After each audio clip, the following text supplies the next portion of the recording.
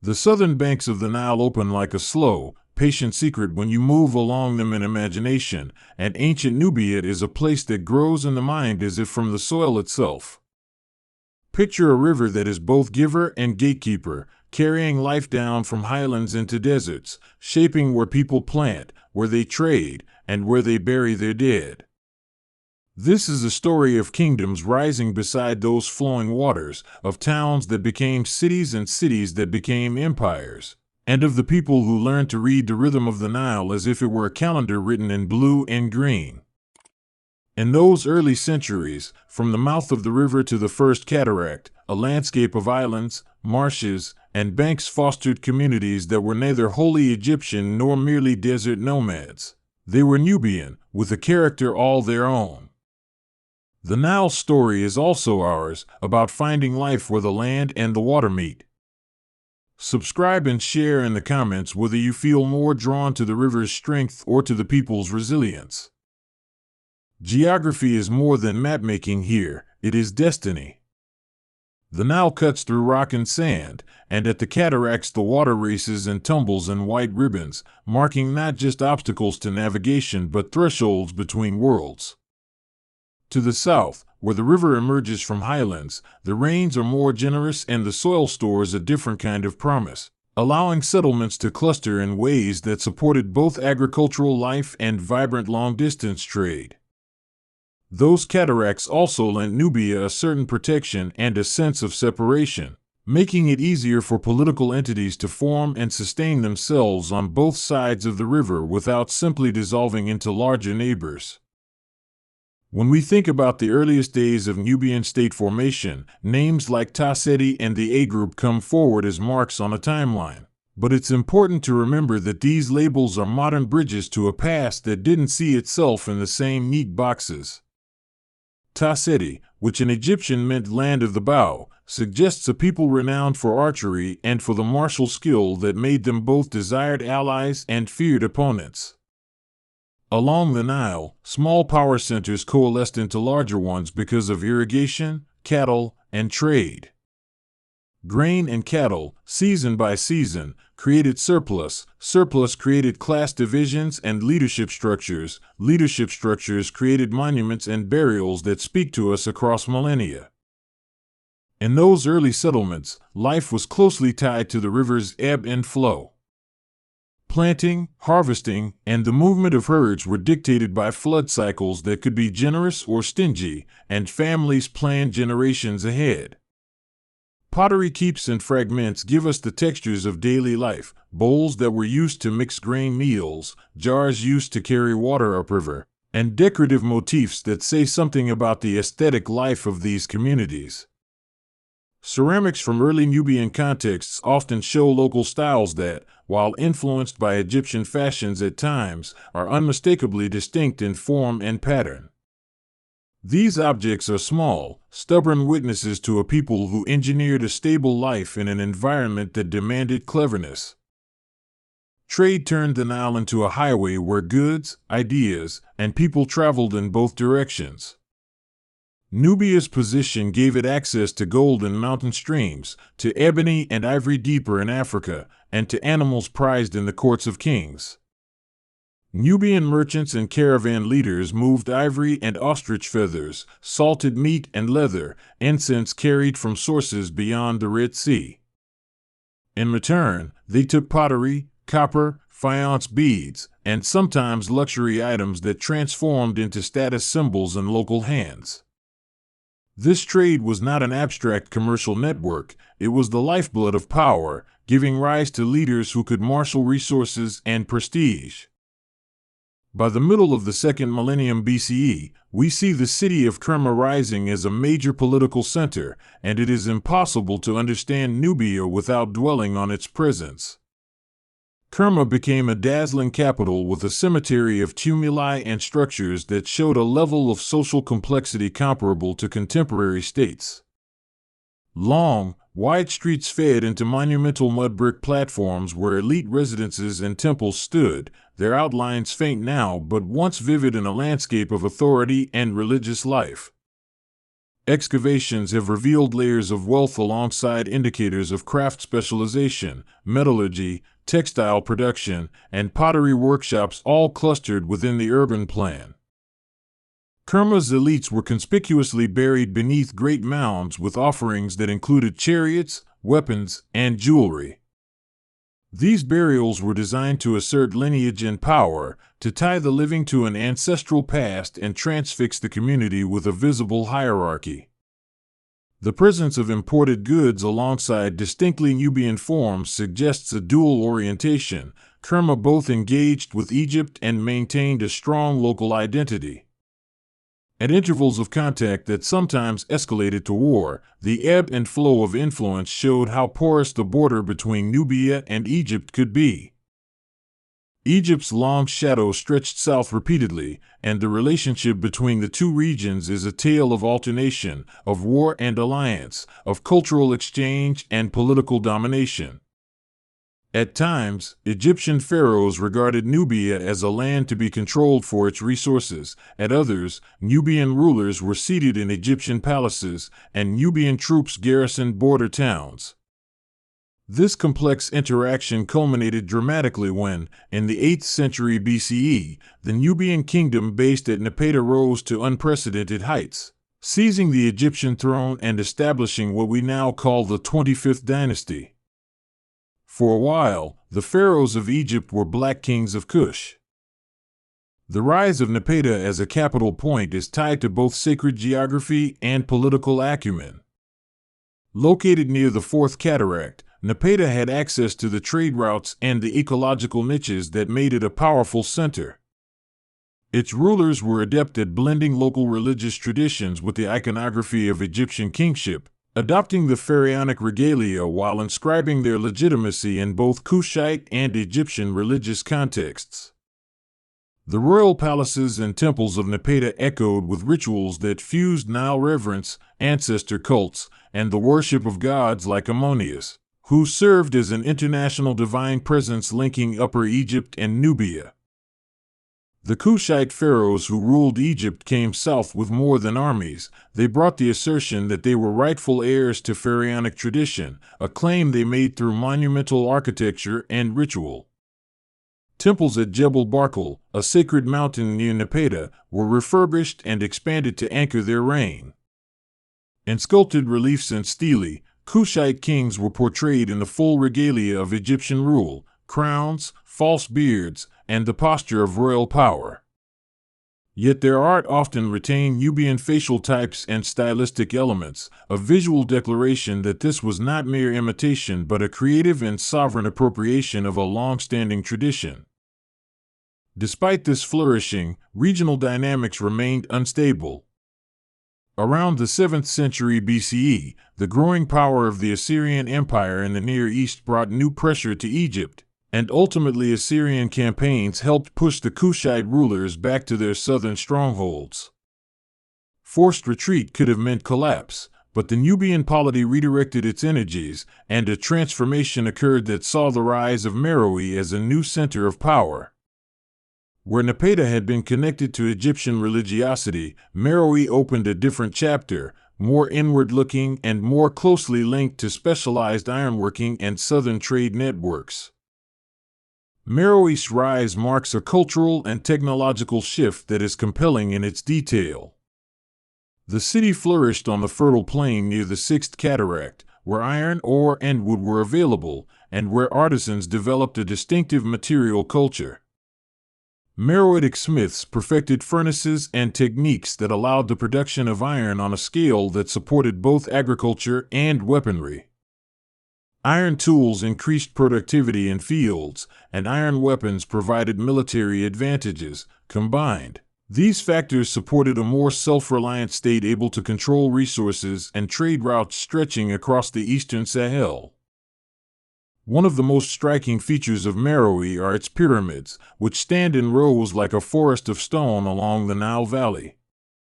These pyramids, though smaller and steeper than their Egyptian cousins, were the stage for royal burial rituals that fused indigenous and foreign beliefs. Each pyramid crowned a tomb plus a chapel where offerings to the dead were made, and their form, a compact, almost trenchant point rising from a square base, echoes both distant architecture and local aesthetic values.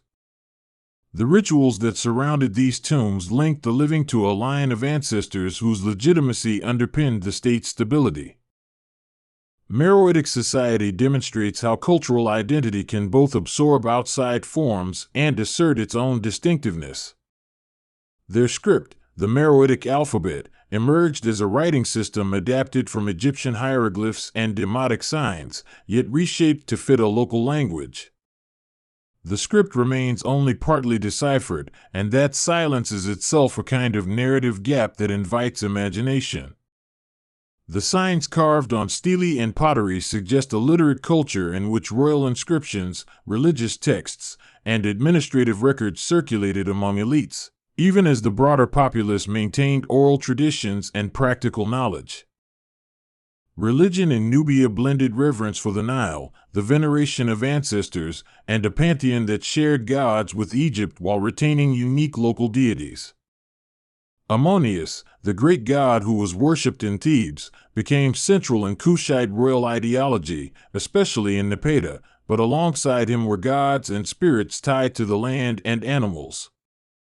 Sacred mountains such as Jebel Barkal were conceived as places where heaven and earth touched, where divine presence could be felt, and where kings cemented their relationship with the gods through rituals and monumental construction.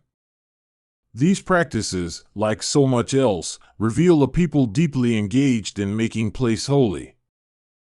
To understand Nubian power, one must pay attention to military organization and technology. Archery was a hallmark of Nubian prowess, named in Egyptian as a defining skill of the land of the bow.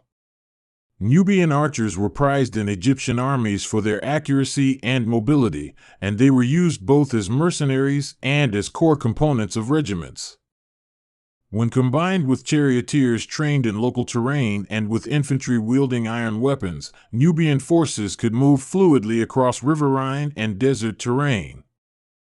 Military strength, however, was not merely a matter of arms. It depended on logistics, seasonal planning, and the ability to secure food and transport along the Nile. Women in Nubian society often held visible power, and royal lineage could pass through female lines in ways that surprised those who imagine ancient patriarchal uniformity. Queens and royal mothers are depicted in jewelry, statues, and temple reliefs with authority that sometimes surpasses that of kings. The famed Candake, rendered by Greek writers as Candace, was a title for Nubian queens or queen mothers who could rule in their own right. These women led armies, managed diplomatic relations, and served as key figures in the transmission of royal legitimacy. This prominence of women in leadership connects to the broader social structure in which kinship, trade, and ritual interwove. Households were economic units, but certain women controlled production in textiles and domestic crafts that were crucial to status and commerce. Markets along the Nile were places where men and women negotiated prices, exchanged news, and maintained networks that stretched far beyond the town gates. Family networks bridged economic and political life, and through them, cultural practices and moral expectations passed from generation to generation.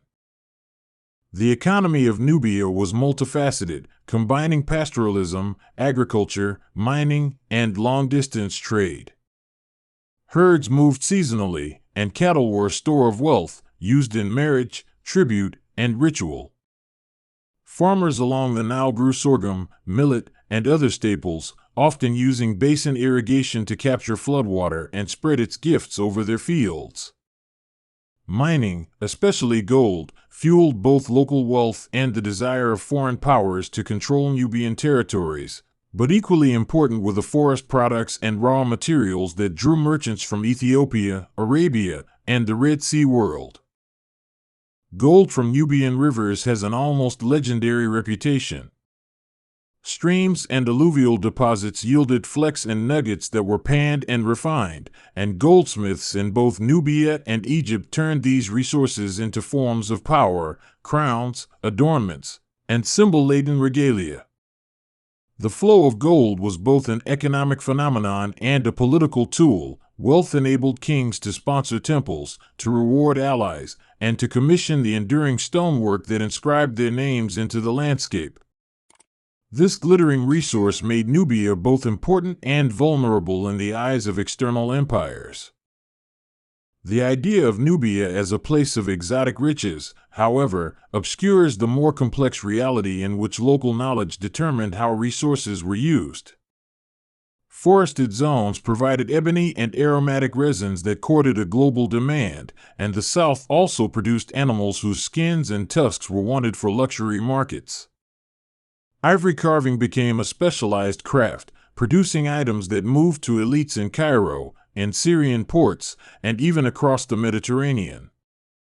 Each carved piece carried with it the hand of an artisan who understood material and motif, and in that hand the story of regional contact continued. The Nile itself was a classroom of practical skills.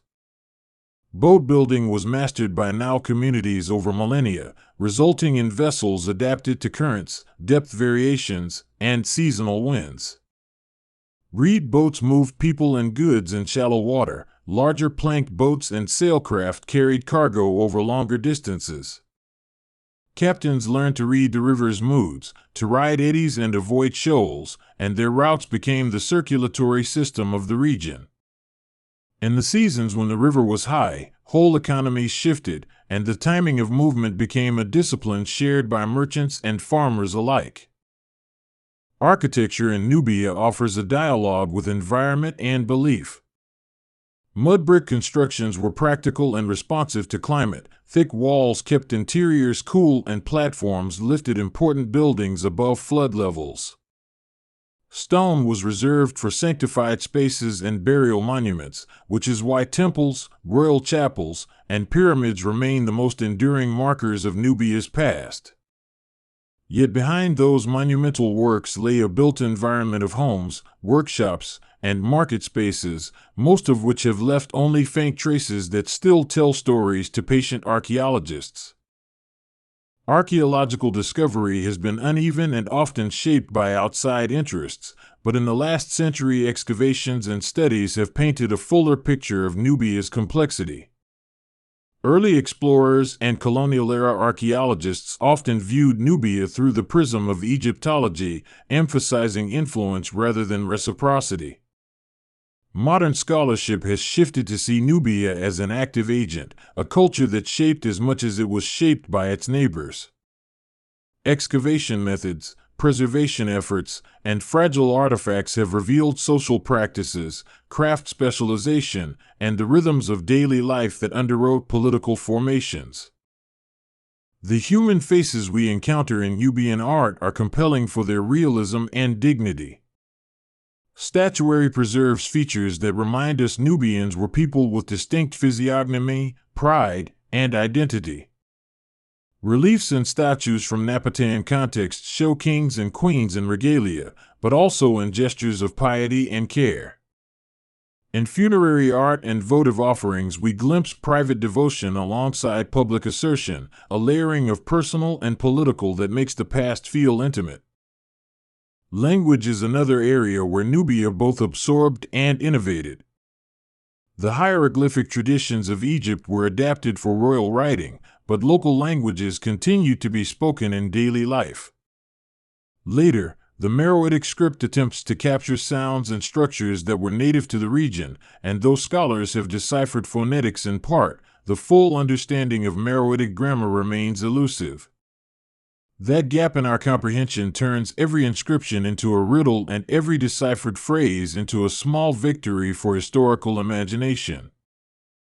The landscape itself changed over time. Climate fluctuations and human activity reshaped the margins of habitability. There is evidence for periods of desiccation and for shifts in rainfall patterns that affected where crops could reliably grow. These environmental changes pressed communities to adapt by altering agricultural practices, by moving settlement zones, and by investing in technologies like wells and canals. The adaptability of Nubian societies in the face of ecological variation is a testimony to their resilience and ingenuity. External powers from the Mediterranean and the Near East periodically tested Nubia's borders. The Persians, Greeks, and later Romans saw the Nile corridor as strategic, and their ventures into Nubia brought further exchange and occasional conflict. When Rome extended its reach into Egypt in the 1st century BCE and CE, Nubia was confronted with the Roman world in new ways. Diplomacy, warfare, and trade became entangled with the norms of empire. Still, even when pressured, Nubian polities often preserved considerable autonomy and cultural integrity. The rise of the Aksumite kingdom across the Red Sea added another dimension to Nubia's interaction sphere. Trade routes that linked the Nile to the Red Sea made Nubia a crossroads between the interior of Africa and maritime routes that reached Arabia and India.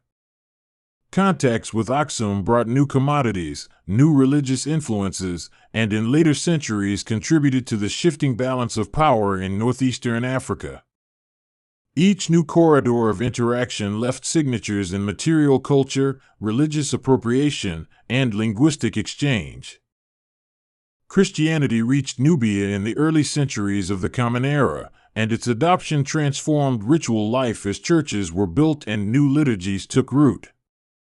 But Christianity in Nubia was not a wholesale erasure of older beliefs. It often layered over existing practices, converting sacred spaces into Christian sites while retaining local expressions of piety.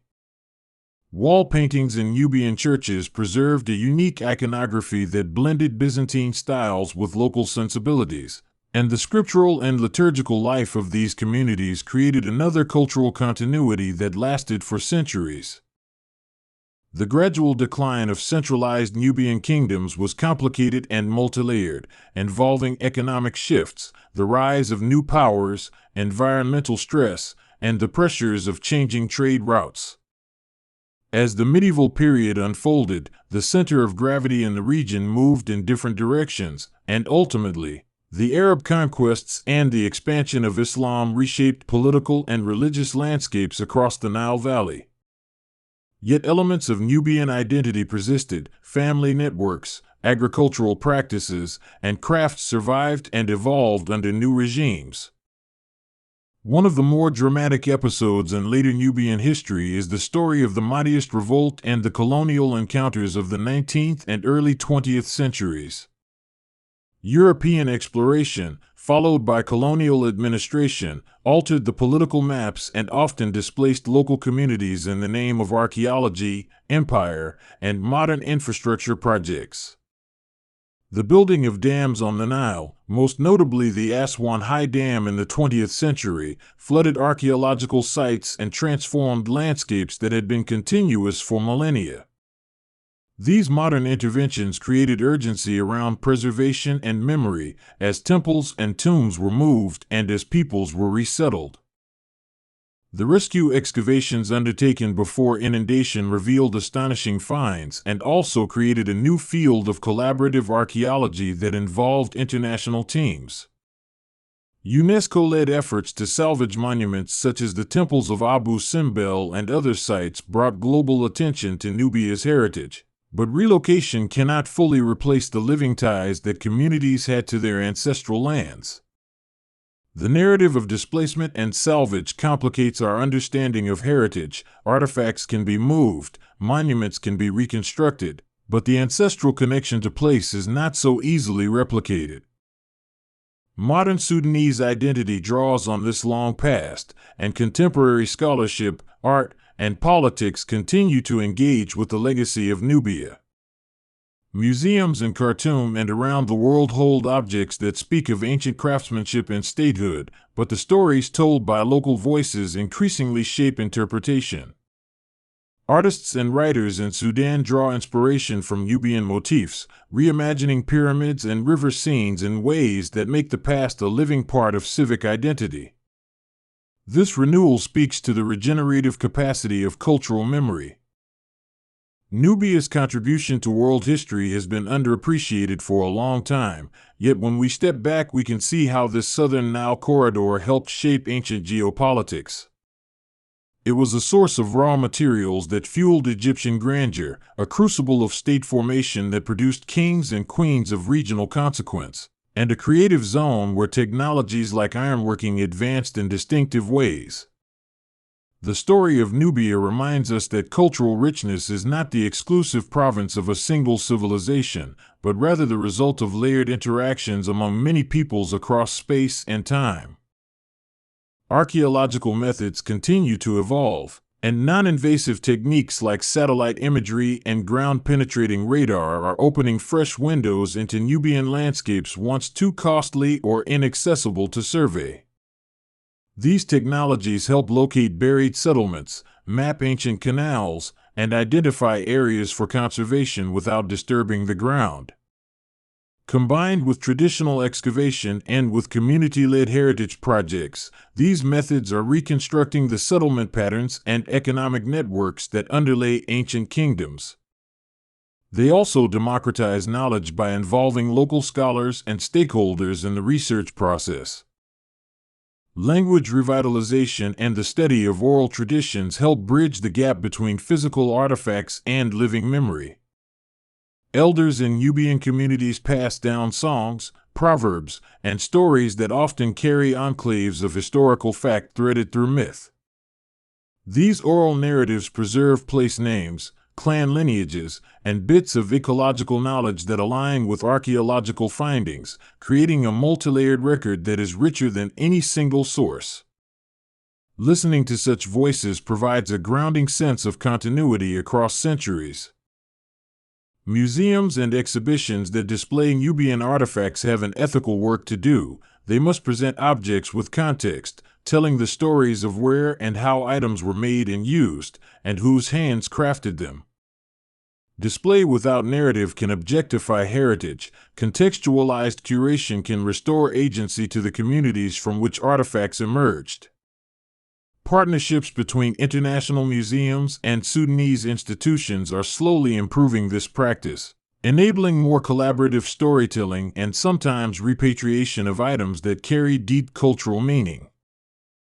The arts of Nubia, from pottery patterns to textile dyes, communicate a sensibility that is subtle and bold at once.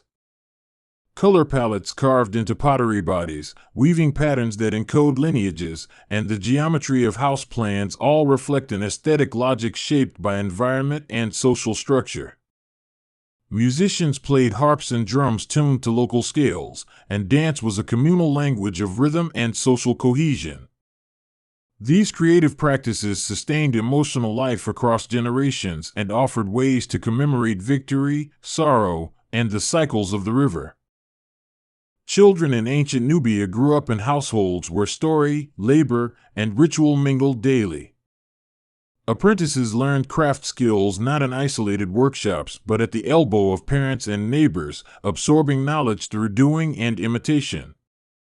Play and work were often the same. A child helping gather reeds learns the tensile properties needed for boat construction, while another crafting clay learns about firing temperatures and form. Education, in that sense, was communal and practical, producing a populace competent in crafts, agriculture, and riverine navigation. Intermarriage and diplomacy wove familial relationships across political boundaries, giving rise to kin networks that spanned the Nile and beyond. Marriage could be an instrument of alliance, and royal marriages in particular served to cement bonds between clans and cities. These connections mattered during times of stress, as relatives could mediate disputes, supply troops, or secure trade goods. Such social fabrics underpinned political stability in ways that formal treaties alone could not secure. Stories of resistance and rebellion remind us that Nubian history was not only about elite splendor. Peasant uprisings, banditry, and localized disputes could destabilize regions, and rulers had to be adept at negotiation as well as force. Taxation systems required enforcement, and when harvests failed or floods were insufficient, social tensions rose. The archaeological record sometimes preserves signs of abrupt destruction or abandonment that align with such moments of crisis, painting a picture of a society constantly in negotiation with natural and human contingencies. Mortuary practices in Nubia are a rich source of cultural information because burial rites reveal beliefs about the afterlife and social status.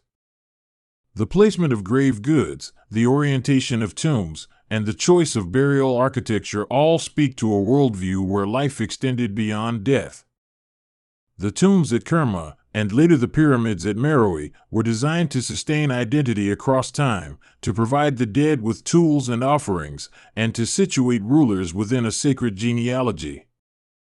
These practices underscore a profound reverence for continuity and ancestral presence.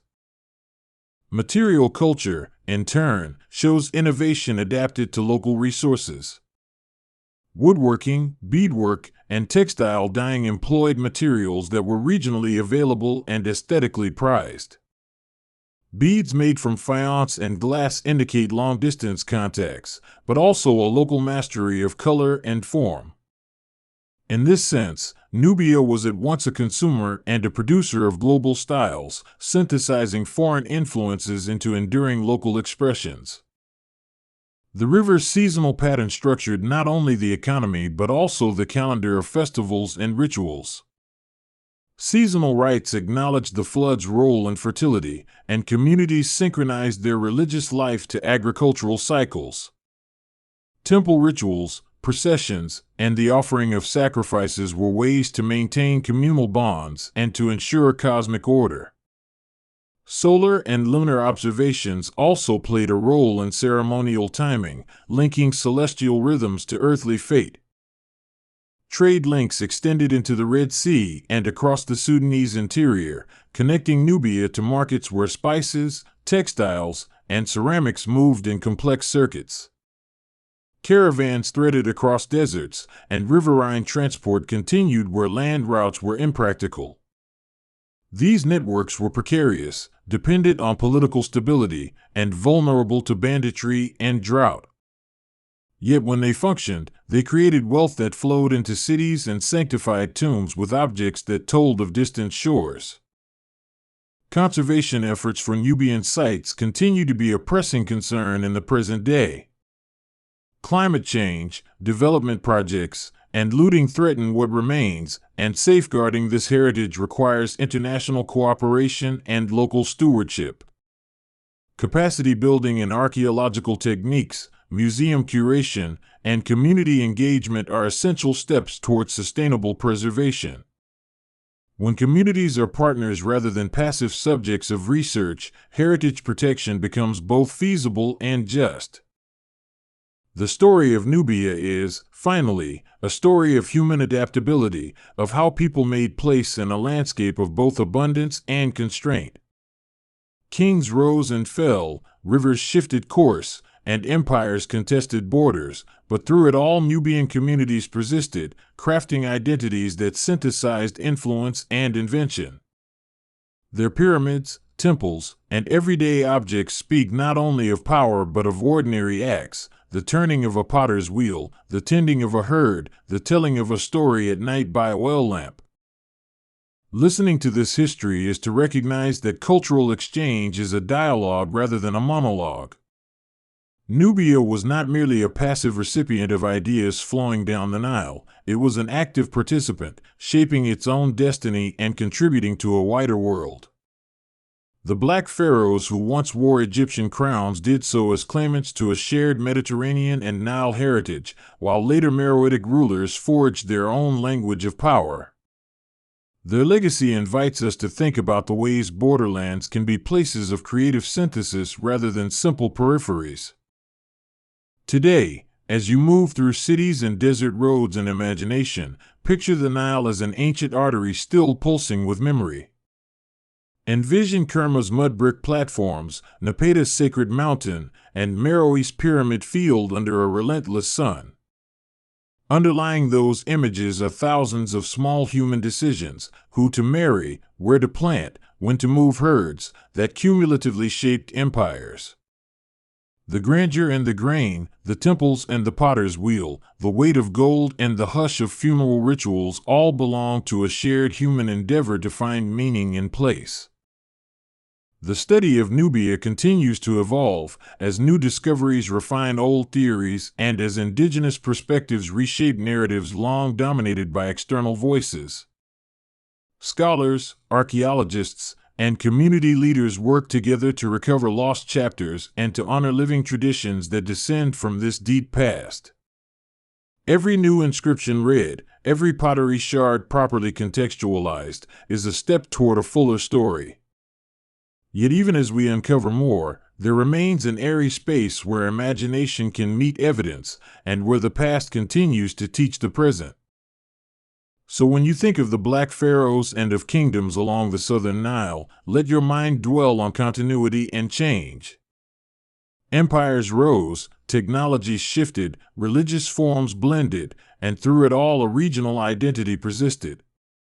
That identity is not monolithic, it is a mosaic of artistry, language, trade, and endurance.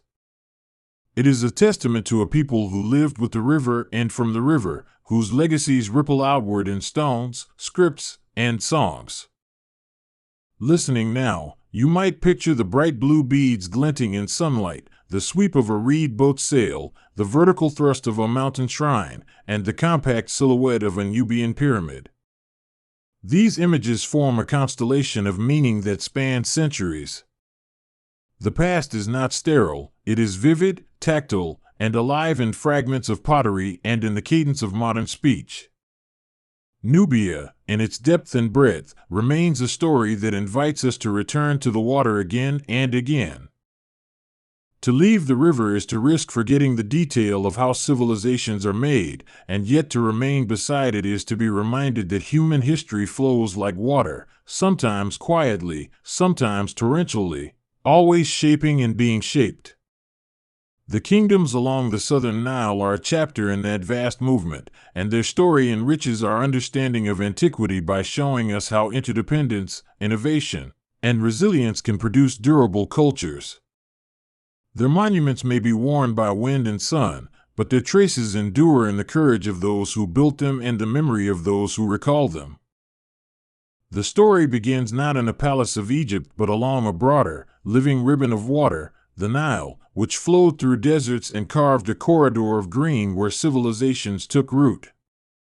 Picture the river's slow, sure pulse, its currents carrying silt and life, and imagine communities gathering on its banks for harvest, ritual, and trade. Far to the south of the Great Delta, where Egyptian tombs and temples stand in their archaeological splendor, another world rose up, a place called Kush, with its own kings, gods, and ambitions. This is the world that produced the Black Pharaohs, Nubian rulers who crossed the familiar boundary and claimed the throne of Egypt itself. To understand their ascent, we must first recognize Nubia's deep antiquity and its long relationship with Egypt. For centuries, the two lands shared trade, marriage, religion, and intermittent conflict.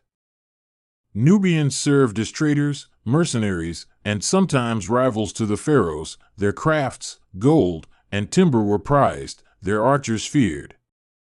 Over time, the kingdoms of the south coalesced, anchored by powerful centers like Napata, and fashioned a distinctive identity that both borrowed from and transformed Egyptian traditions.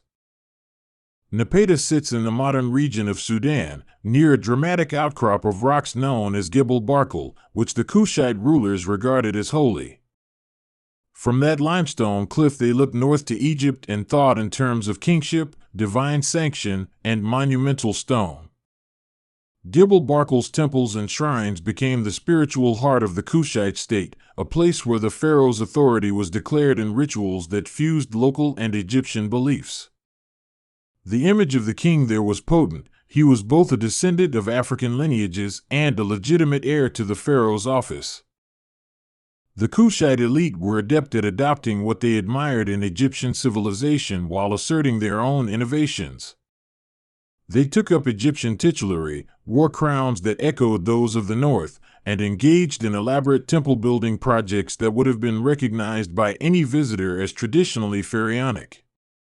Yet their art and royal iconography also bore touches that were uniquely Nubian, a certain stylization and portraiture, specific uses of materials, and a visual language that emphasized continuity with both the river and the land. This blend of appropriation and originality is central to their identity. They were Egyptians in power, Nubians in soul. The decisive moment arrived in the 8th century BCE, a time of fragmentation in Egypt. After decades of internal divisions and the weakening of native dynasties, an opportunity emerged for an ambitious power from the south. Kushite princes, led by rulers descended from Napata's royal house, mobilized their resources and directed their attention northward. Their ambition was not merely to raid or extract tribute but to rule, to be recognized as rightful pharaohs in the long lineage of Egyptian kings. Pi, sometimes called Pianki, was the first of these Kushite monarchs to cross the threshold in a sustained way. He launched a campaign that swept up the fragmented northern territories with both diplomacy and force. What stands out about Pi is not only his military success, but the way he framed his conquest. He presented himself as a unifier, a restorer of Ma'at, the cosmic order that Egyptian kingship promised to maintain. His victory was carved into stone and celebrated in an inscription that presents the campaign as a divinely sanctioned mission to bring harmony back to the Nile's great civilization. Pi's campaign did not satisfy mere conquest, it aimed to reforge cultural bonds. He ordered statues and temples, endowed priesthoods, and restored the ritual practices that anchored Egyptian religion. In doing so, he shaped his rule to be accepted by priestly elites and populace alike. It was a political strategy and a spiritual one. By restoring temples and worship, Pi showed himself as the rightful steward of Egypt's sacred tradition, and many accepted him on those terms.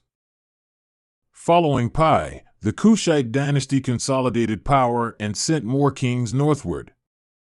Among them were Shabaka and Taharka, rulers who expanded and deepened the Kushite presence in Egypt. Shabaka took pains to physically inscribe Kushite legitimacy across monumental artifacts, copying older texts and stabilizing the royal ideology.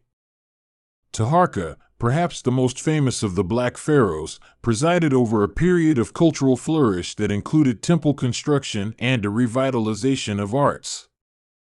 His reign is often depicted in Egyptian reliefs and monuments with the typical regalia of the pharaoh, Neem's headcloth, kilt, and the double crown that signified rule over Upper and Lower Egypt. When you picture Taharka in the archaeological record, you see a king who was robustly engaged with both the human and divine spheres.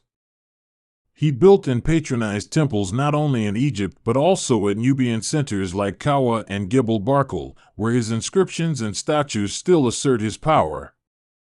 He balanced the southern root of his dynasty with northern responsibilities, attending to irrigation, temple maintenance, and the complex machinery of court politics.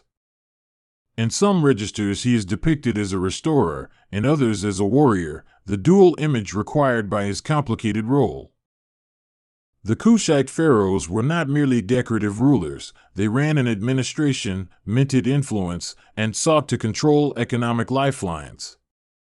The Nile was their highway, connecting gold mines, marketplaces, and agricultural zones.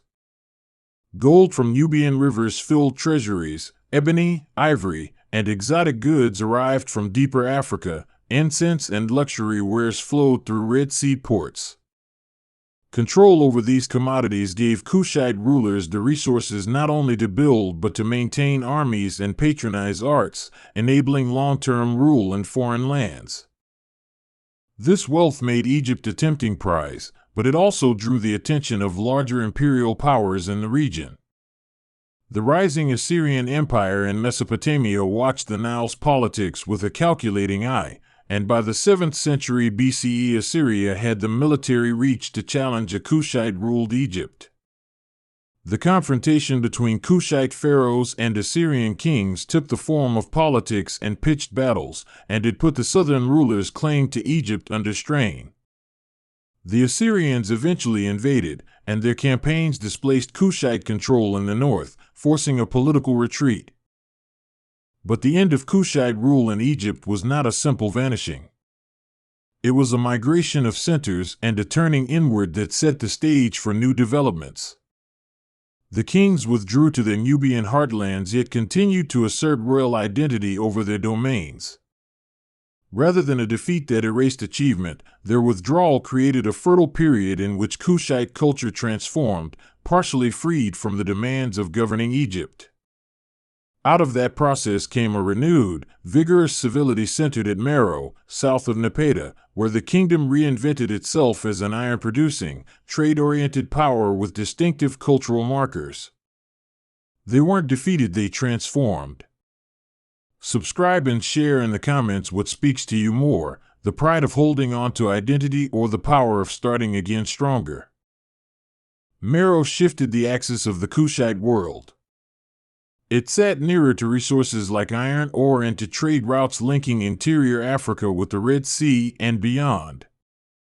In time, Meroë developed a unique architecture, burial practice, and writing system that set it apart from Egypt while still echoing pharaonic motifs.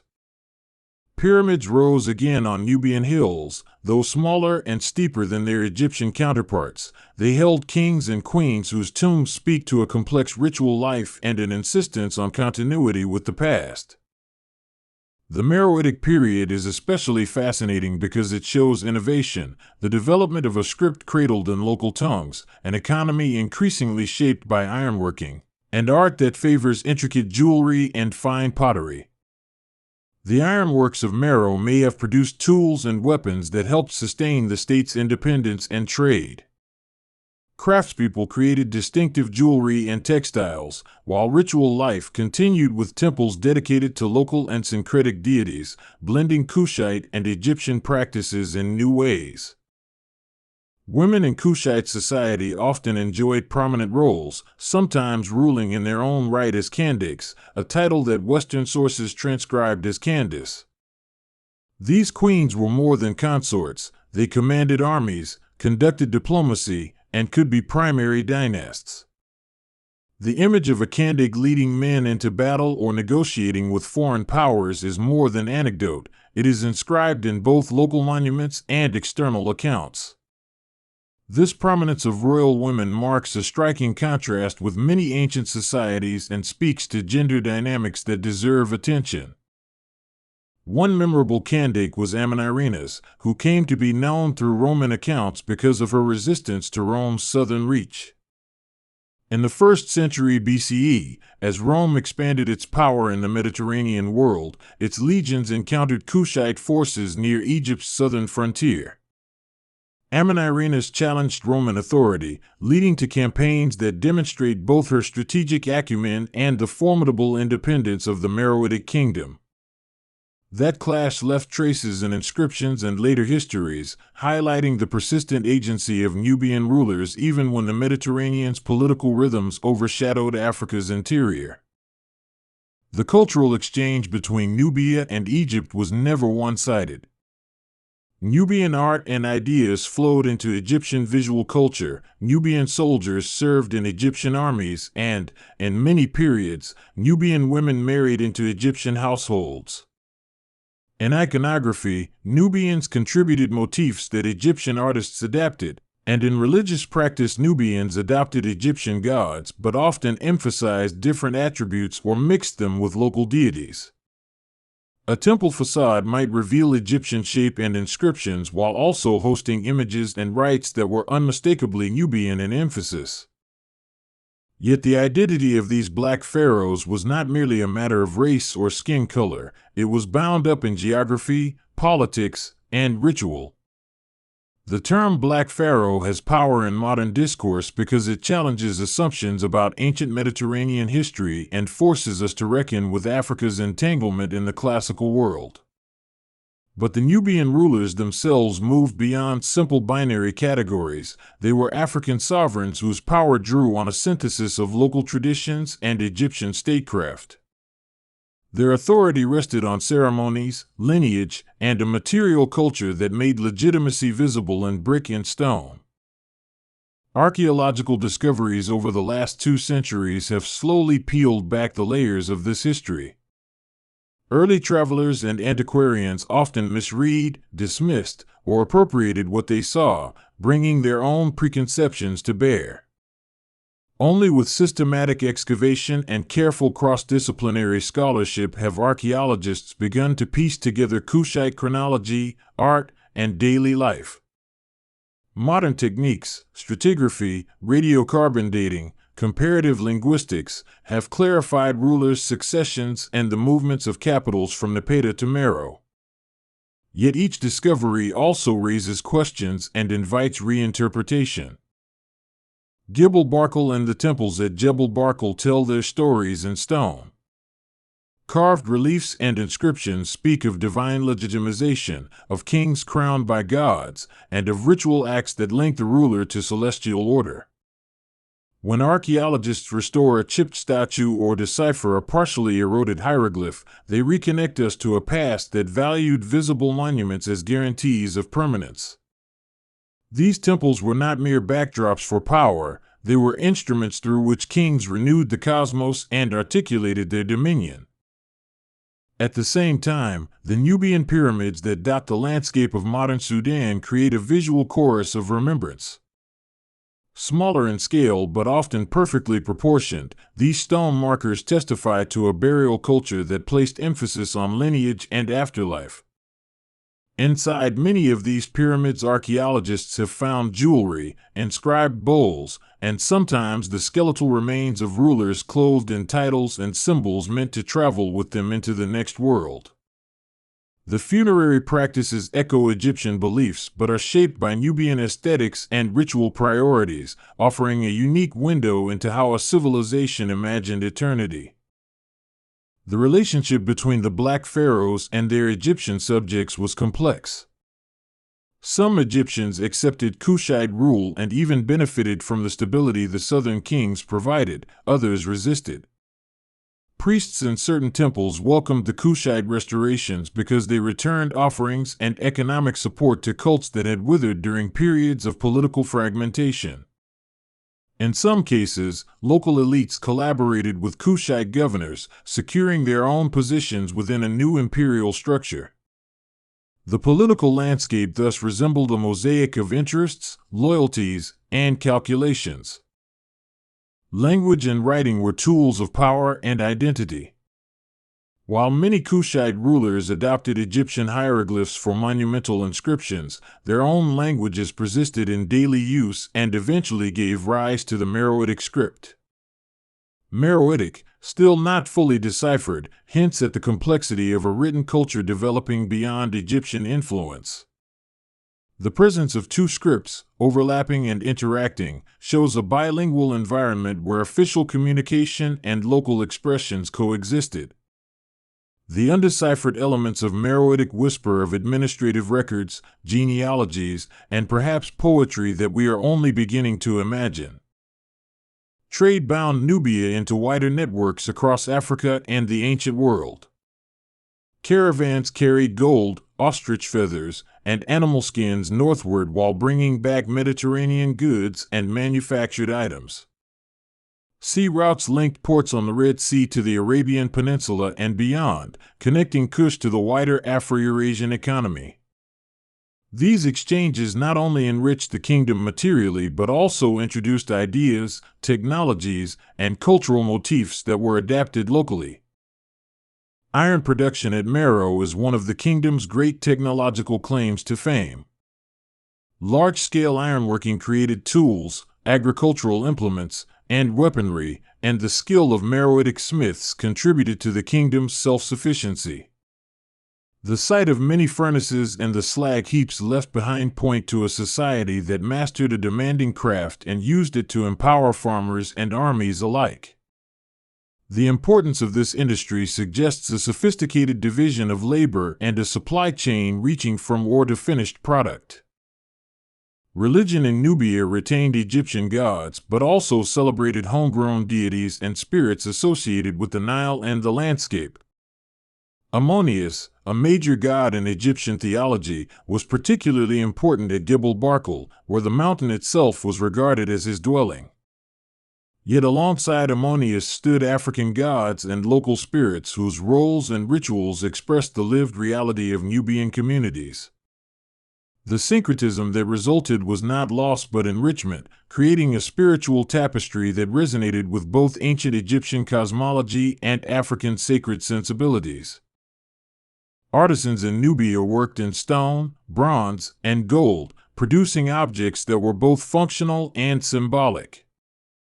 Jewelry dazzled with gold and carnelian, and delicate inlays echoed patterns of flora and fauna. Statuary, though influenced by Egyptian canons, often emphasized different facial proportions and stylistic flourishes. Such differences are not minor. They represent a visual vocabulary that carried messages about identity, status, and the ruling house's aesthetic choices. As much as the Kushite kings loved monuments, they also understood the power of diplomacy and marriage. Royal marriages could secure alliances and smooth relations with powerful Egyptian families. At the same time, Kushite rulers negotiated with Assyrian kings, and later with emerging Mediterranean powers, navigating a complex diplomatic map. Their correspondence and treaties, when preserved in inscriptions or recounted by historians, show a polity practiced in strategic patience and opportunism. The Assyrian campaigns that ended Kushite rule in Egypt have a dramatic quality that often dominates narratives, but they were not the sole reason for Kush's transformation. Environmental changes, shifting trade patterns, internal dynastic pressures, and competition from other African polities played roles in the kingdom's evolution. History rarely reduces to a single cause. Instead, the arc of Kushite power bends under many pressures, each contributing to the decisions kings made about capital locations, military priorities, and economic strategies. When Rome rose as a Mediterranean superpower, it too came into contact with Kush. The Roman conquest of Egypt in the 1st century BCE placed the empire on Nubia's northern border and created moments of contact that were at times peaceful and at times violent. Roman sources, written by chroniclers outside Africa, occasionally portray Kushite rulers with a mix of admiration and condescension, revealing as much about Roman perceptions as about the realities of Nubian power. The campaigns in which Romans and Kushites clashed or negotiated remind us that the ancient world was a tapestry of crossing spheres of influence rather than isolated civilizations. Modern archaeology and scholarship have reconstructed far more than battles and kings. They reveal daily life, too. Pottery shards tell of meals and storage, house foundations hint at urban planning, and grave goods suggest personal tastes and social roles. Markets hummed with activity, children played along riverbanks, and craftsmen hammered bronze while priests performed rites at dawn. Recovering these quotidian threads gives us a fuller picture of a civilization not defined solely by its rulers but by the many hands that shaped its continuity. European explorers collected artifacts in the 19th century, sometimes without regard to local contexts, and this complicates the modern picture. Objects pulled from tombs, shipped to museums, and displayed in Western capitals created early images of Nubia that were often exoticized. Only later did responsible scholarship and collaboration with Sudanese scholars begin to correct distortions, repatriate artifacts in some cases, and prioritize ethical excavation. The history of how Nubia has been studied is itself a story about changing values in archaeology and global heritage. Museums today contain important Nubian artifacts that help tell the story of the Black Pharaohs, but those objects also sit within debates about ownership and restitution. Many Sudanese and African scholars and activists argue for the return of sacred objects to their places of origin, insisting that local communities should participate in how their past is represented. These conversations are part of a broader reckoning with colonial-era practices in archaeology and the ethics of display. The material remains of Nubia thus continue to matter politically and symbolically, just as they mattered to ancient rulers seeking legitimacy. The visual remains of the Kushite kingdom are striking in their hybridity. Temple pylons carved with hieroglyphs stand near sculptures with Africanized features. Reliefs show foreign kings wearing Egyptian crowns while performing rituals that had been practiced in the South for generations. This hybridity is a reminder that cultures borrow and transform as much as they inherit. It is a living process that ancient Nubia exemplified in ways both deliberate and organic. Consider the figure of a Kushite ruler stepping into a temple at dawn, accompanied by priests and attendants, the light of the Nile turning stone into gold. He would perform rites intended to renew the cosmos, speak formulaic words that invoke divine favor, and offer goods to win the god's blessing. Each motion was part of a carefully staged performance of power, meant to be witnessed and remembered. Through these rituals, the king claimed continuity with the past and carved his presence into the spiritual life of the land. The personal biographies of individual kings are often fragmentary, but each relief and inscription offers glimpses: a king who restored a dam, another who erected a statue, a queen who led troops across a desert. These human-scale details bring a sense of intimacy to a grand historical narrative. They remind us that behind the pyramids and columns were people with ambitions, fears, and the need to make pragmatic choices in an ever-shifting world. Language also shaped identities. A royal proclamation in Egyptian hieroglyphs might be intended for priestly audiences and foreign treaties, while everyday speech among Nubians flowed in languages whose rhythms we can only partially hear through the surviving script. The lost sounds of those tongues are like music we can sense but not yet fully play. Still, the traces left by names, titles, and inscriptions intimate a multilingual environment rich with nuance. The Nile itself remained the ultimate arbiter of prosperity.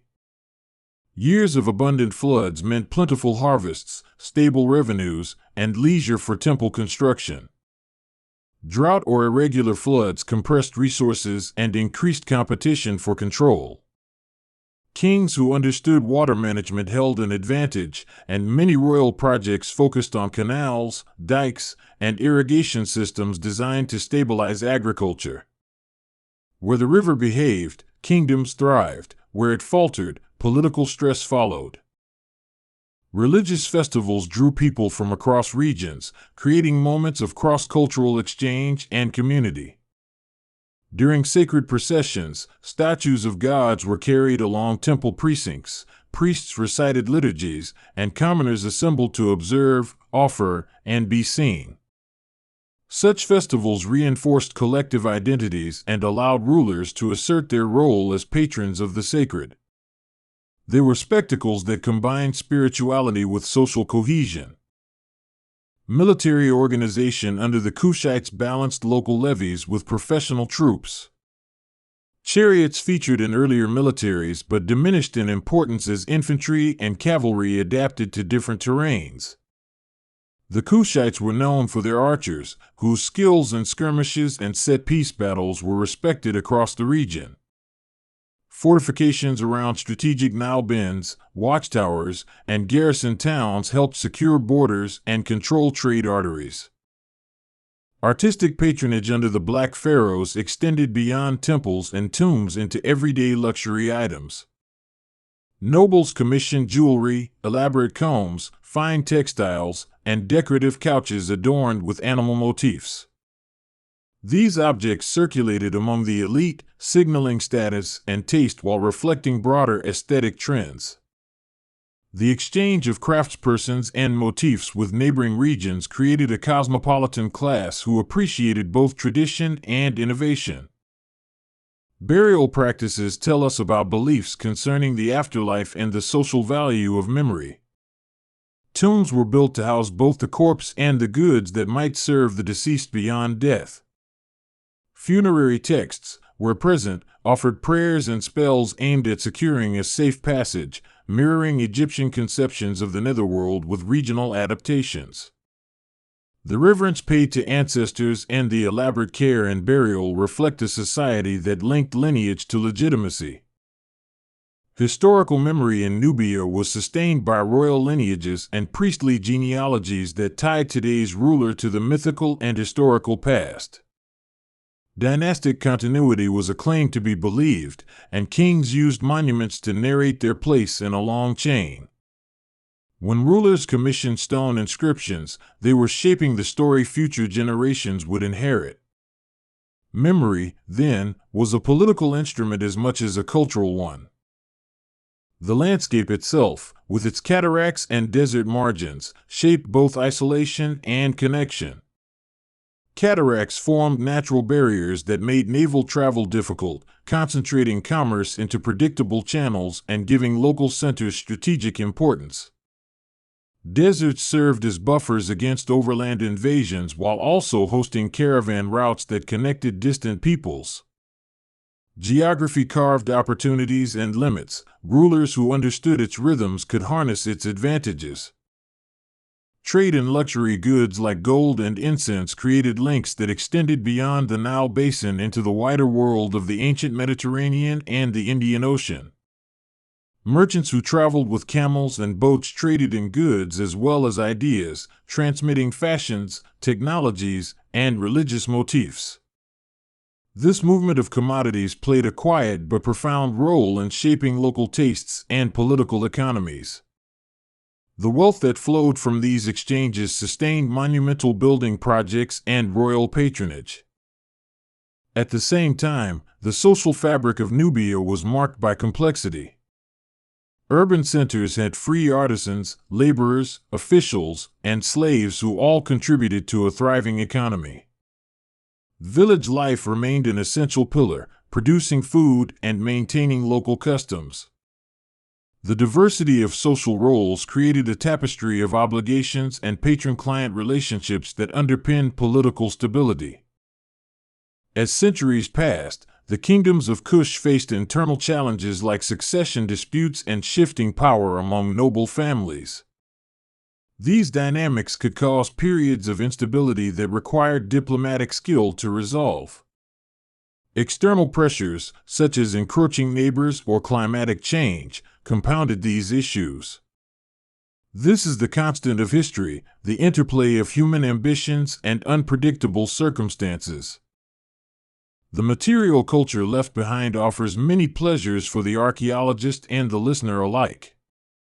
Imagine the glint of a gold amulet excavated after centuries of burial, or the crisp lines of a relief revealing a ritual long forgotten. Each artifact is a conversation across time, an object that once belonged to a living hand and now restores a fragment of experience. These discoveries are the connective tissue that allows us to reconstruct rituals, economies, and daily routines. Modern Sudanese scholars and voices of the African diaspora have reclaimed the narrative of Nubia, emphasizing continuity, achievement, and the deep African roots of the Black Pharaohs.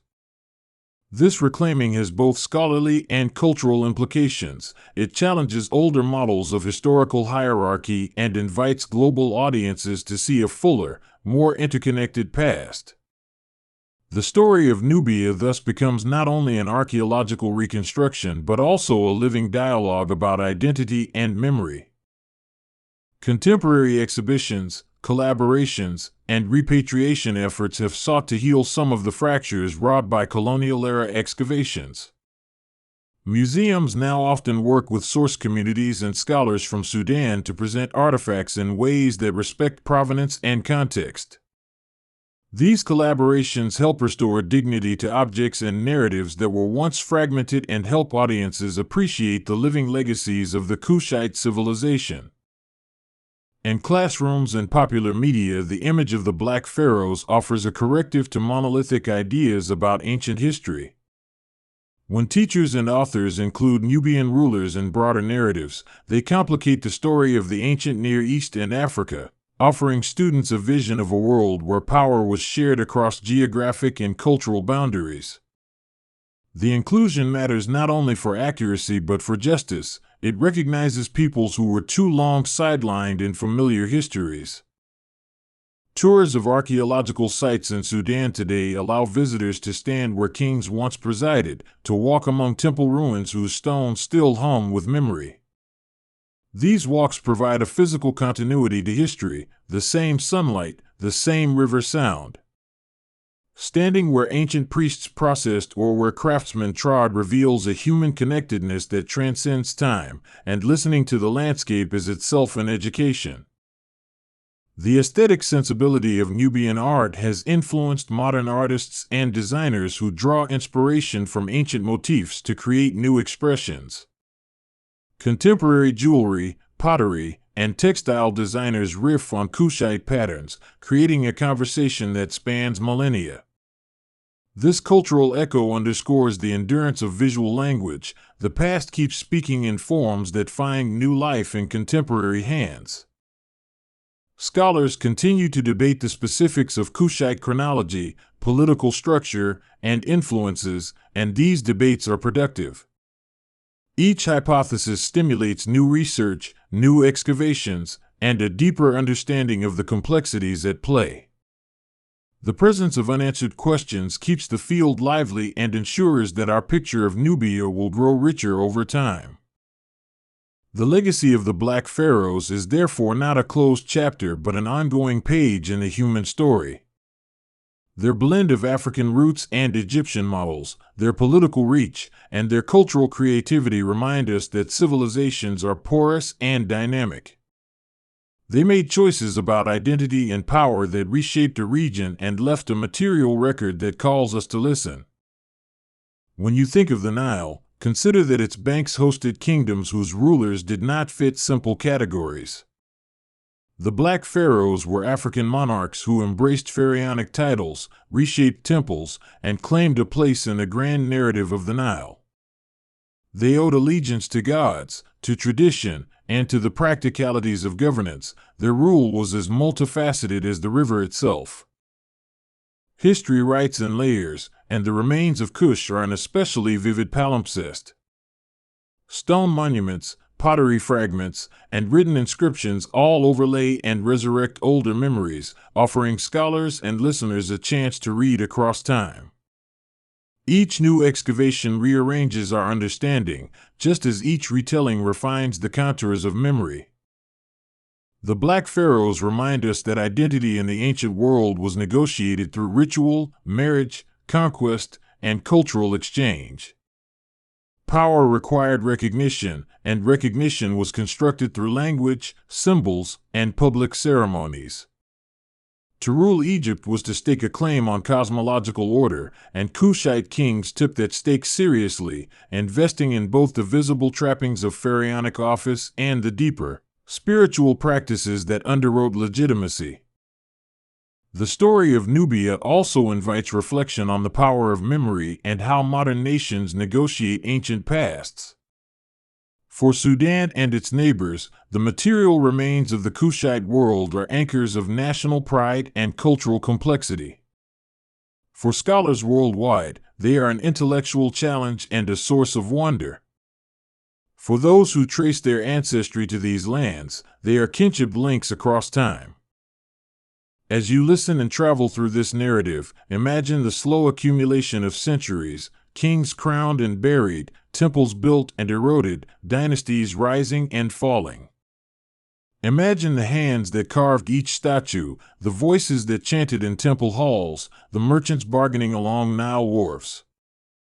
These images animate a past that is neither remote nor alien but human, shaped by familiar impulses to secure wealth, to worship, and to be remembered. Today, ongoing archaeological projects in Sudan, partnerships between local and international teams, and advances in technology are revealing new scenes from this ancient drama. Remote sensing, ground-penetrating radar, and refined dating techniques uncover settlements, roads, and lost temples invisible a generation ago. Each technological advance is a new instrument by which the past speaks, and with it comes a chance to revise older stories and celebrate newly discovered complexity. The vividness of Kushite material culture compels us to reconsider broad narratives about civilization.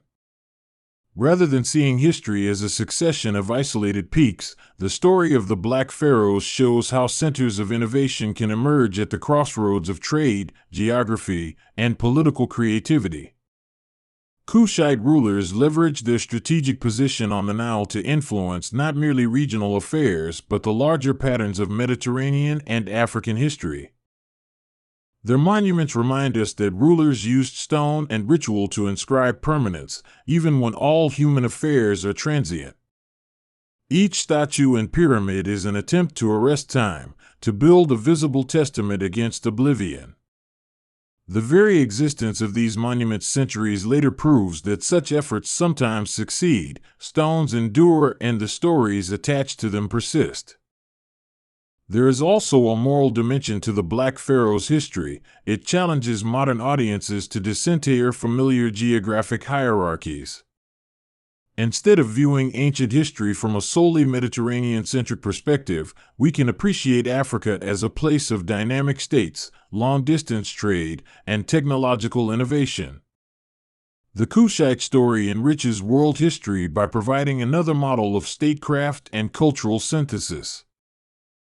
Legends, too, grew around these rulers. Late antique and medieval narratives preserved echoes of their deeds, and oral traditions in parts of Sudan maintain a sense of ancestral grandeur. Folk tales and songs may not provide precise historical facts, but they record emotional truths, admiration for a strong ruler, sorrow for lost grandeur, and the human impulse to enshrine memory in story. The landscape of modern Sudan, with its villages, farms, and ancient ruins, is a living archive. Farmers till land that once fed royal entourages, children play among the shadows of monuments their grandparents revered. This living continuity is a reminder that the past did not end, it transformed and blended into succeeding layers of culture and memory, which in turn inform contemporary identities. As archaeologists and historians continue to write this tale, the figure of the Black Pharaoh grows clearer in nuance and complexity. No simple label can capture the mutual influences, the strategic choices, and the vibrant social life that defined Kushite power. Instead, we come to see them as actors in a richly textured world where African and Egyptian currents met and formed something neither entirely one nor the other. In the end, the Black Pharaohs stand as a testament to human adaptability and creative synthesis. They remind us that political horizons can expand, that cultural borders are permeable, and that identity can be both inherited and chosen. Their monuments, their art, and their written traces remain gifts to us, invitations to listen and to imagine. If you drive past a riverbank and feel the pull of water and wind, let your mind drift to those ancient shores where kings once debated policy and priests once intoned prayers. Think of the Nile's patient logic and the human lives that rode on it, the craftsmen and soldiers, the traders and queens whose stories converge in the fossilized music of stone. The tale of the Black Pharaohs is an enduring chord in the symphony of the Nile, and it continues to resonate in ways both expected and surprising. Their legacy challenges us to look beyond simplistic dichotomies, to recognize African complexity, and to honor a past where power wore many faces. The kings who once bore Egyptian crowns and moved with Nubian certainty reshaped a region and left an imprint that modern scholarship strives to uncover and celebrate. In hearing their story, we participate in a long conversation across ages, one that binds us to the ancient river and to the people who lived by its rhythm. So the narrative goes on, archaeologists unearth more fragments, historians argue new interpretations, museums rethink their displays, and communities reclaim their heritage. Each generation adds new layers to the conversation, enrichment that transforms how we understand the past and ourselves. The Black Pharaohs of the Nile remain a luminous chapter, complex, contested, and endlessly fascinating, inviting listeners to return again and again to the river's eternal murmur. There is a river that remembers, and when you let your mind flow with it, you begin to hear a history written in water and stone. The Nile has always been a slow hand shaping the lives along its banks, and among the first to answer its call were the people of Nubia, the land of gold, cattle, and fierce warriors. Imagine sand that glows with a kind of soft, constant light, temples rising from it like ships beached on a sea of dust, and the sound of priests moving through corridors where shadow and incense mix. In that light, Kush was born, a kingdom both of the desert and the river, patient and relentless in equal measure. Kush is a name that gathers many stories: the kingdom at Napata, the later capital at Meroë, the queens who ruled as kings, and the long reach of its influence downriver into the great pharaonic states of Egypt. For centuries, Kush stood as a mirror to its northern neighbor, sometimes trading, sometimes warring, sometimes ruling. The language of power in those days was not only force but ceremony, architecture, and gold, and Kush spoke it fluently. This is a tale of temples made of sand and gold, of black pharaohs who wore Egyptian crowns with Nubian grace, and of a civilization whose memory struggles to be heard above the din of more famous empires. Close your eyes for a moment and picture a temple at dawn, its pylons blushing pink, its reliefs catching the morning light, figures carved in profile with the same stillness that marks river blindness. Priests sweep the sand, and their sandals whisper over stone that remembers the touch of hands thousands of years old. The smell of myrrh floats into the open courts while women carry bowls of fresh water and grain, offerings to the gods who protect harvests and kingship. This intimacy between ritual and everyday life is how Kush created power, by embedding the sacred into the fabric of towns and fields and trade routes. Power in Kush did not begin or end with the crown. It spread outward from the river through a lattice of trade, marriage alliances, and cultural exchange. The kingdom's wealth came in part from its mineral riches: gold that gleamed in the sands, iron that fermented into weapons and tools, and the ivory of elephants who traveled like living treasuries across the savannah. But wealth alone cannot command loyalty. Kush's leaders bound people through ceremony, public works, and the building of temples that both honored the gods and displayed the state's intention to rule. The temples themselves are a kind of language, one that reads differently depending on whether you stand before it as a worshiper, a sculptor, or a ruler. Carved reliefs told stories of kings and gods, but they did more than narrate, they legitimated. When a Kushite king sat beneath a carved scene of divine sanction, he was not merely occupying a stone chair, he was entering a contract with history.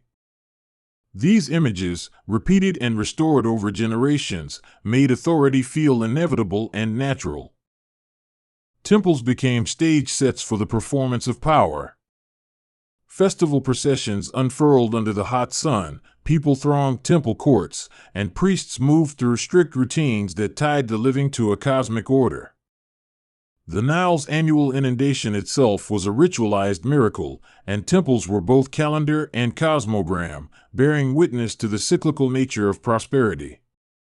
To watch a Kushite festival was to watch the state's heart beat visibly and audibly, drums and chants marking time as surely as the river's rise. Architecture echoes cultural identity, and Kushite buildings show a convergence of influences.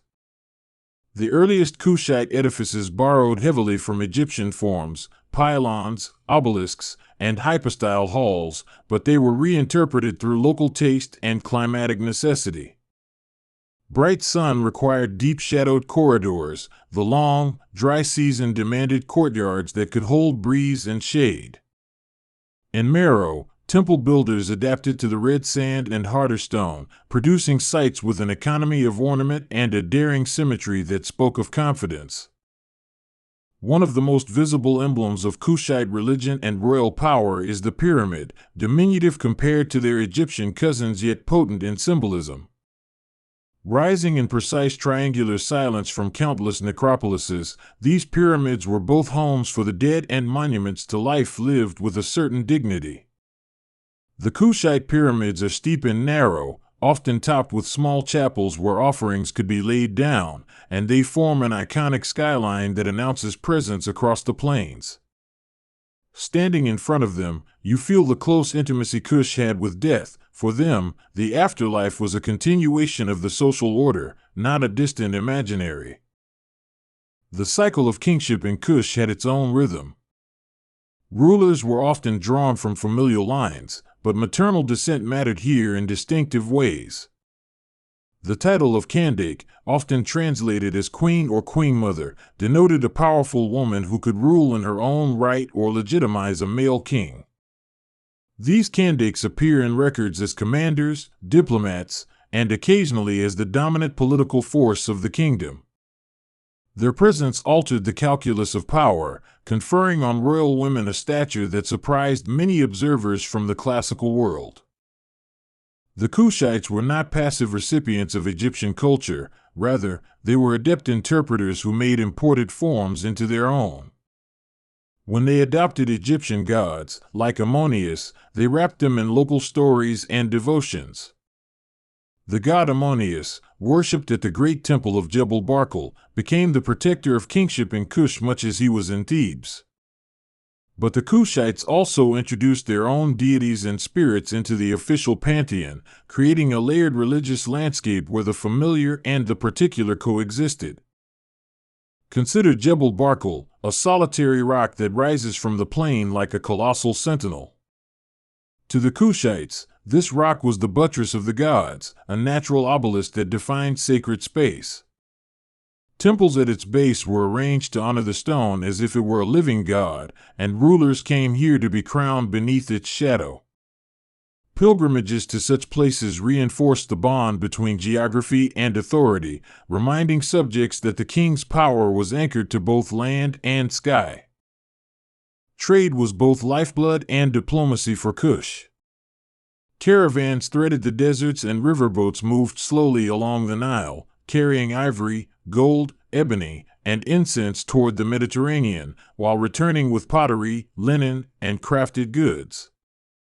This flow of goods built wealth, but it also brought ideas and people, artisans, priests, and foreign officials, whose presence enriched the kingdom culturally and politically. Through trade, Kush was entangled with the larger Eastern Mediterranean and Red Sea worlds, reflecting a complexity that belies any simple picture of isolation. Ironworking is a story often told in terms of tools and weapons, but in Kush it was also central to identity and economic independence. By the first millennium BCE, workshops in Meroë were producing remarkable quantities of iron implements that fueled agriculture and warfare.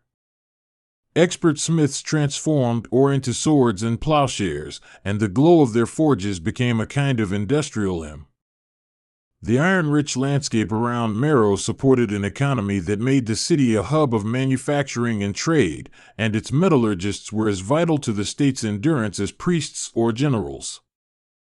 The people of Kush were cosmopolitan in ways that surprised many. Language was diverse. Officials used Egyptian script where it was useful, but local scripts and languages also circulated. Artistic styles blended Egyptian, African, and Mediterranean elements in a visual language that could be read across borders. Artisans experimented with form and color until the visual vocabulary of Kush became distinctly its own, even when it echoed the grandeur of other great civilizations. War and diplomacy were two sides of the same coin in Kushite statecraft. Rulers sometimes raised armies to defend trade routes or reclaim territory, but they also relied on negotiation and marriage to bind allies. The famous period when Kushite kings ruled Egypt shows the delicate dance between conquest and incorporation.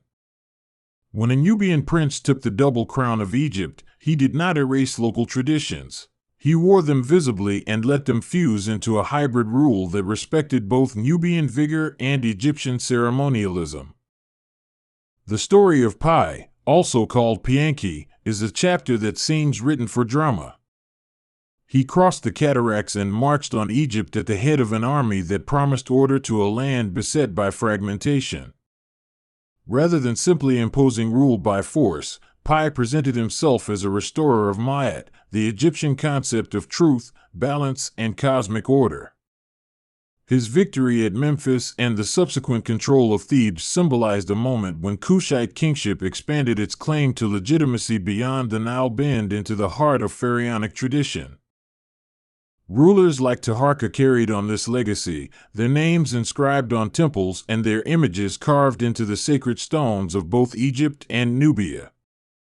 They commissioned works that bridged the cultures, building temples in Upper Egypt while keeping Nubian religious centers vibrant. Their statuary is often striking. The faces are unmistakably Nubian, with full lips and broad noses, yet they wear Egyptian regalia and convey a regal serenity. For historians, these images are testimony to a shared cultural horizon, one where identity was both local and imperial. But rule across such distances was never simple. The same periods that saw Kushite expansion also saw pushback from emerging powers such as Assyria, and later shifting alliances that challenged the kingdom's reach. Battles were fought, treaties made, and sometimes kings were forced to retreat and reassert their authority at home. For the people on the ground, these were years of uncertainty. For the kings, they were tests of legitimacy and resourcefulness. Back in the heartland, the experience of daily life was textured and rich. Farmers read the skies and the river with the skill of someone who depends on both for survival, planting and harvesting in sync with the rise and fall of the water. Markets filled with goods from remote places, red dye from insects, beads of carnelian, and vessels of imported faience that glinted like tiny lakes. Craftsmen sat under awnings, shaping metal or weaving fine linen, and children ran between houses playing games designed to sharpen skills useful in adult life. Religious practice in Kush intertwined personal devotion with state ritual, and temples were spaces where these realms met. People brought offerings to gods for fertility, for rain, for protection in childbirth, and for safe passage along the Nile. Priests served as gatekeepers of both sacred knowledge and social welfare, performing rites that maintained the balance between the visible and the invisible. Public festivals amplified communal identity, making religion a social glue as important as any treaty or law. Art and symbolism functioned as a kind of rhetoric for the state.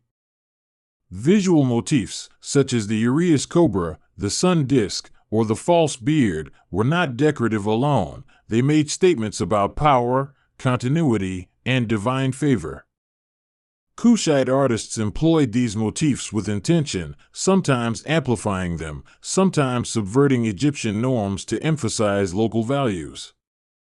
Such subtle shifts in artistic language signaled political choices, and anyone who could read stone and cloth would understand the message. The relationship between rulers and temples was reciprocal. Kings built and endowed temples to secure their names in stone, and temples in turn sustained the cult of kingship through ritual and mythology. An inscription here, a column there, worked together as an archive of legitimacy. The more a king invested in sacred architecture, the more he intertwined his fate with tradition, and the more likely his memory would survive the ravages of time. Meroë, with its iron forges and strategic location, became the beating heart of Kushite innovation. The city commanded trade routes that ran east toward the Red Sea and west toward the African interior, acting as both warehouse and workshop. Its artisans were renowned, and the cityscape hummed with the activities of merchants and laborers. From Meroë, Kush projected power not only through force but through economic vitality and cultural production. The funerary complexes in Meroë are astonishing in their intimate scale and complex symbolism. Graves were small but densely packed with personal objects, amulets, and offerings meant to equip the dead for a long companionable afterlife. The arrangement of tombs, sometimes in rows, sometimes in concentric patterns, suggested an aesthetic that loved order and precision. Even in death, Kushite elites sought to manufacture an environment of stability and honor. Kushite kings did not withdraw from the world, they were activists on the diplomatic stage. Envoys traveled to neighboring peoples, and ambassadors sometimes reached far into the Mediterranean. Diplomatic correspondence and the exchange of gifts were tools of statecraft that extended Kush's influence without the need for constant warfare. In a world where the cost of war could be ruinous, diplomacy was not just prudent, it was necessary. Gender roles in Kush were complex and capable of surprising cruelty and compassion in equal measure. While men often led armies and religious rites, women of elite status held significant property rights and could act as priestesses, businesswomen, and rulers. The persistent image of the Kandake, powerful, commanding, and sometimes militarily active, challenges modern assumptions about ancient gender norms. Yet ordinary women also labored, raised children, and managed households with an expertise that sustained entire economies. The Kushite military was adapted to the land it protected. River craft and cavalry both had a place in the army, and archers were considered a particularly fearsome force. But fighting in this landscape also meant logistics, intelligence, and the careful use of alliances. When the kingdom needed to project force, it did so with an understanding of terrain, supply, and ritual prestige, which could be as persuasive in the long run as any battlefield victory. Names matter in history because they are how people then chose to be remembered. Kushite kings left behind names carved into stone, often accompanied by elaborate titulary that invoked gods and cosmic order. These names were not just identity tags, they were legal claims on a kind of immortality. In the repetition of royal names across generations, the past was summoned to make the present more authoritative. Language is another way memory survives. While much written record in Kush uses adapted Egyptian hieroglyphs, there were also local scripts like Meroitic that tell us something about administrative complexity. The difficulty modern scholars have had with Meroitic doesn't diminish its importance, rather it hints at a dense web of internal communication and record-keeping that sustained the kingdom.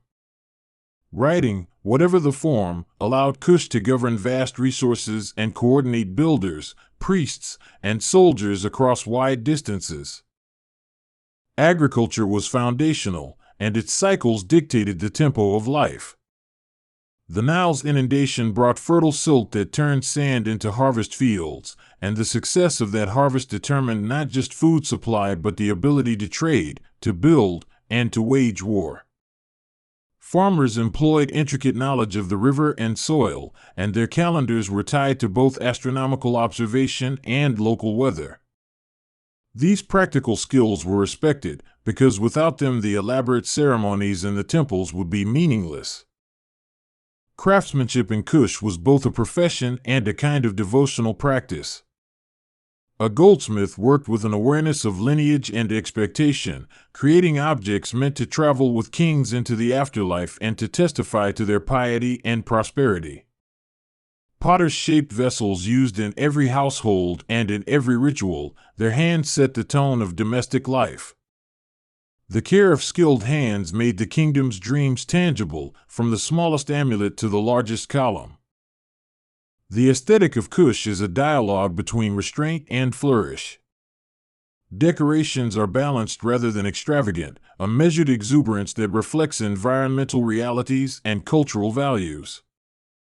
Artists understood the power of suggestion. A carved line here, a painted band there, and an entire story could be implied without the need for Baroque clutter. This economy of design is part of why Kushite art commands such respect. It never feels wasted. Religion in Kush included rites that aimed to secure cosmic harmony, but it also addressed personal needs and fears. Healing rituals, fertility rites, and protections against evil were common features of a spiritual life that recognized both universal and immediate threats. The spiritual world was practical. Gods were allies in everyday endeavors. People relied on ritual specialists who negotiated between human frailty and divine expectation, and in doing so kept the fragile order of society intact. Monumental building in Kush was both an act of devotion and of statecraft. When a king commissioned a new temple wing or restored a sacred image, the project created work for many and redistributed resources in a way that reinforced the ruler's generosity and authority. Labor was part of the economy but also a visible performance of obligation, with citizens contributing to projects that both honored ancestors and enhanced contemporary status. These acts of building kept prestige flowing through the social body like a sacramental oil. The interplay of local and foreign elements in Kush is one of its most fascinating characteristics. Nubian artisans were not copyists, they were interpreters who took foreign forms and made them speak a native dialect. When Egyptian architectural forms arrived, they were absorbed and revalued, producing a localized grammar of power. This adaptability allowed Kush to remain resilient in the face of changing geopolitical winds. The natural environment shaped belief as much as economy. The desert and the river presented a duality that permeated Kushite cosmology, the dryness of the sands and the fertility of the Nile joined in a moral geography. Sacred animals, cattle, crocodiles, and ibex, were woven into the fabric of myth and practice. People read signs in animal behavior and used those readings to inform agricultural and political decisions, so that nature and social order were in continuous conversation. Music and poetry were invisible but persistent threads in Kushite life.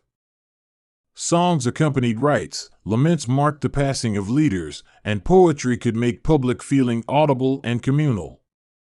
Instruments, from small rattles to larger stringed implements, accompanied festivities and funerary rites alike. The rhythm of the Nile probably influenced the tempo of music, slow, meditative songs for long stretches and quick bright tunes to mark festive crescendos.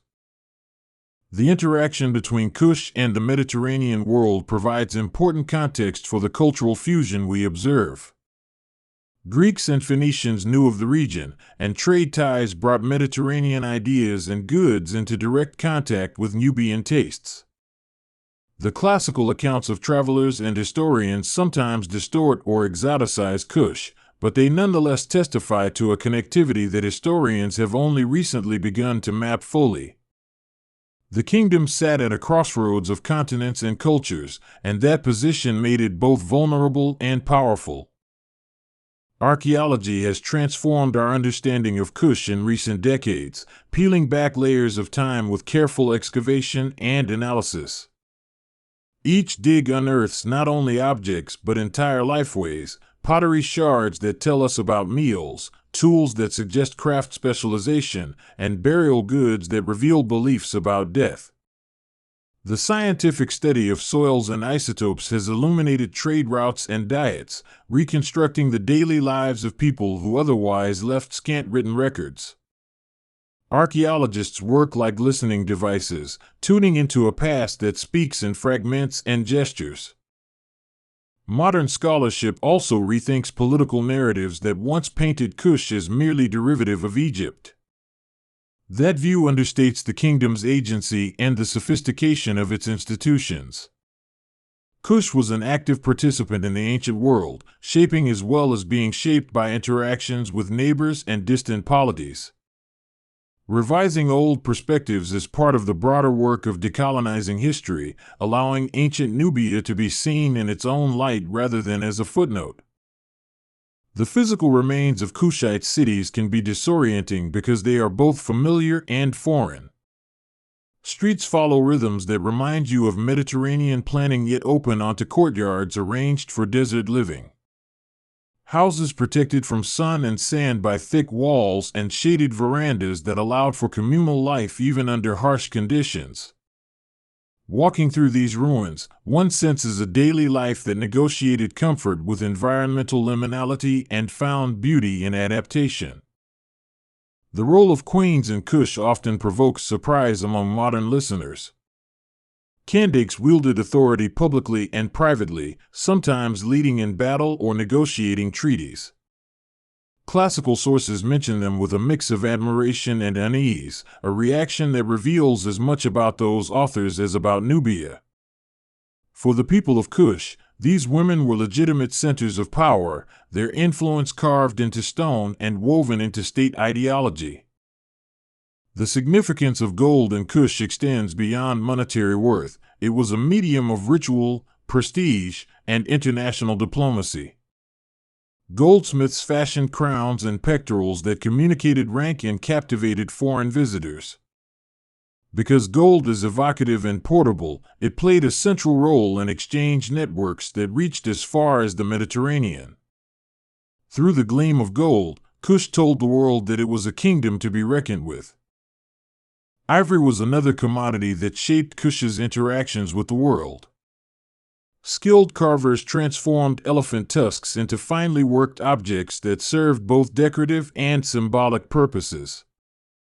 These items were prized by foreign markets and served as diplomatic gifts that carried stories from distant forests and riverlands. The ivory trade connected Kush to interior African regions, embedding the kingdom in a network of ecological and human relations that extended beyond the Nile Valley. Kushite funerary art and ritual underlined a belief that life and death were contiguous. Tomb offerings suggested a conception of afterlife that emphasized continuity of status and relationships. The inclusion of servants, animals, and objects in burials affirmed a social order that persisted beyond mortality. These rituals helped stabilize social structures, binding generations into a shared narrative of honor and memory. Religious iconography in Kush often carried multiple meanings, and interpreting it requires sensitivity to context. An animal might be both a symbol of a god and a totemic emblem for a community, and a king's pose could express both piety and political ambition. The visual syntax of power in Kush was thus profoundly polyvalent, offering viewers several layers of interpretation at once. This richness made ceremonies alive with meaning and kept imagery porous to new readings over time. The Nile cataracts served as both physical and psychological markers of boundary. These waterfalls interrupted navigation and defined zones of control. For Kushite kings, the cataracts were strategic touchstones, places of defense, trade regulation, and symbolic demarcation. Controlling the river's choke points allowed the kingdom to manage traffic and resources, and thus to exercise real power over commerce and movement. Migration and ethnic mixing were part of Kush's story, as people from different backgrounds settled within the kingdom's borders. This demographic complexity produced cultural hybridity that enriched Kushite life. Populations moved for trade, security, or marriage, and their languages, foods, and rituals interwove in urban and rural settings alike. Such diversity became an asset, allowing Kush to draw on many traditions when forming policy and identity. Law and administration were more advanced in Kush than older narratives often acknowledged. Kings appointed officials to manage resources, collect tribute, and enforce royal decrees, and scribal traditions supported bureaucratic functions. While not all administrative documents survive, the distribution of artifacts and the layout of palaces and granaries testified to sophisticated governance. The state's ability to mobilize labor for building projects and to regulate trade speaks to an administrative core that sustained power across centuries. Foodways in Kush connected people to land and history. Staple crops included millet and sorghum alongside domesticated grains introduced through contact with neighboring regions. Dishes were flavored with local spices and preserved through techniques adapted to the dry climate. Meals were social events, occasions for storytelling and alliance building. Through what they ate and how they ate it, Kushites defined themselves and reinforced communal bonds. Craft guilds and workshops formed the backbone of urban economies, and their organization shows a level of craft specialization indicative of complex production. Pottery centers, metal workshops, and textile producers operated within networks that supplied both local needs and distant markets. Master craftsmen mentored apprentices, passing on techniques that preserved both tradition and innovation. Such systems allowed for continuity even amid political change. The relationship between rulers and nomadic groups was dynamic and pragmatic. Kushite kings sometimes allied with pastoralists to secure borders or trade routes, and at other times they had to negotiate displacement and conflict. Nomads provided horses, knowledge of the interior, and access to resources that settled agriculturalists did not possess. Their presence contributed to a landscape of shifting alliances and mutual dependency. An aspect of Kushite power often overlooked is their environmental management. Irrigation techniques, water storage, and the regulation of floodplain use required careful planning. Kings and local leaders invested in infrastructure that stabilized production and ensured surplus. These investments were both technical and political, creating loyalties through public works that mattered to everyday survival. The spirituality of Kush included a reverence for ancestors that permeated domestic and public life. Ancestral shrines and household rituals reminded families of their kinship obligations and moral responsibilities. Honoring ancestors was a social practice that reinforced lineage claims and property rights, making remembrance a civic duty as much as a private devotion. The dead were thus active participants in the living's ethical and political worlds.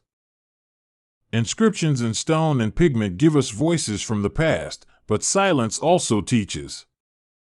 Gaps in the record force us to imagine the ordinary lives that rarely got recorded, children learning to fish in the Nile, elders telling oral histories by lamplight, and small acts of resistance or kindness that never made it onto a stele.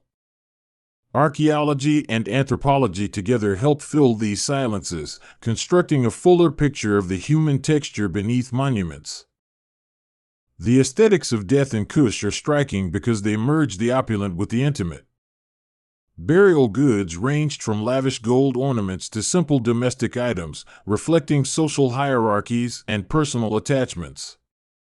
Funerary spaces were carefully arranged to provide comfort and status, as if the living sought to extend hospitality across the threshold of mortality.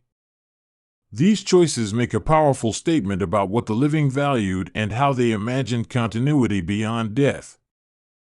The role of oral tradition in preserving Kushite memory cannot be overstated. Even when stone and papyrus fall subject to time, songs and stories often survive in communities, passed from elder to child.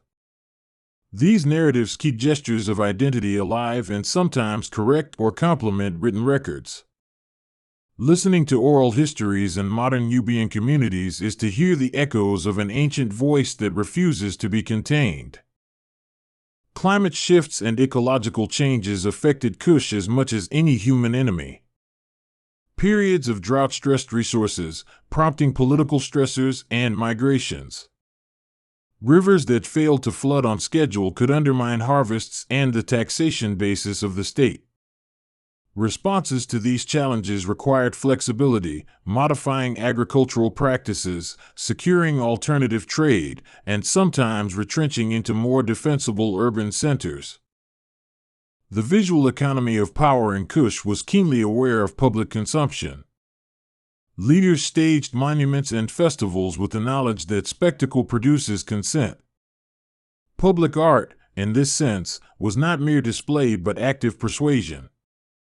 The repeated visibility of royal imagery on temple walls, in markets, and along processional routes normalized certain ideas about hierarchy and obligation.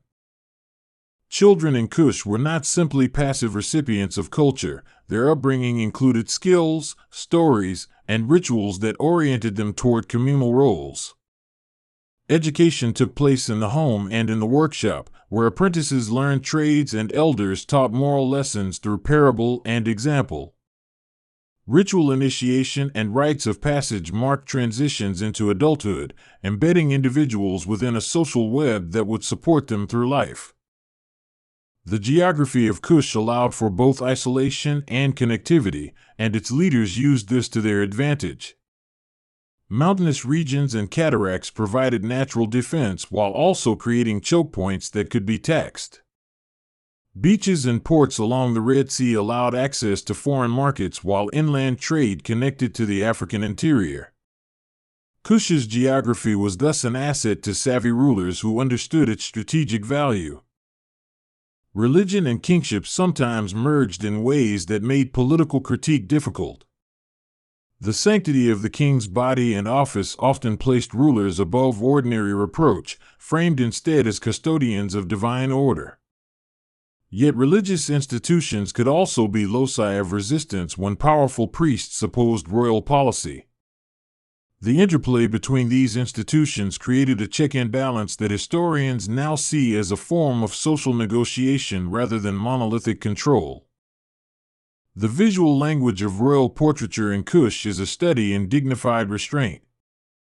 Rulers are carved or painted with an emphasis on calm, authority, and grace rather than bombast. This aesthetic choice reinforced a model of rulership that valued stability and continuity over dramatic rupture. Such portraits were meant to be timeless, inviting viewers to see power as an enduring presence rather than a momentary flash. The influence of Kush extended into ritual practice beyond its borders, and its priests sometimes served as advisors in foreign courts. Religious knowledge was portable and valuable, and Kushite ritual specialists could adapt to new contexts while maintaining the core of their traditions. This export of spiritual expertise created another channel of soft power, complementing military and economic reach. Daily life for most people in Kush was a balance between subsistence and participation in larger social frameworks. Farming, fishing, and craftsmanship occupied many hours, but communal rituals and market days provided relief and social connection. This rhythm of labor and ceremony structured time in ways that integrated individual needs with collective obligations. The resulting social fabric was robust because it combined practical support with shared meaning. The archetype of the soldier king appears in many Kushite accounts, and these figures were often as much administrators as warriors. To govern successfully, a king needed the ability to manage resources, appoint competent officials, and cultivate a loyal base of support. Military success alone could not secure long-term rule. Administrative competence and ritual legitimacy together sustained dynasties across generations. Trade with the Red Sea world connected Kush to Arabia and beyond, making it part of maritime circuits that moved spices, textiles, and people. Ports and lead trade veins carried information as well as goods, and sailors brought stories from distant coasts.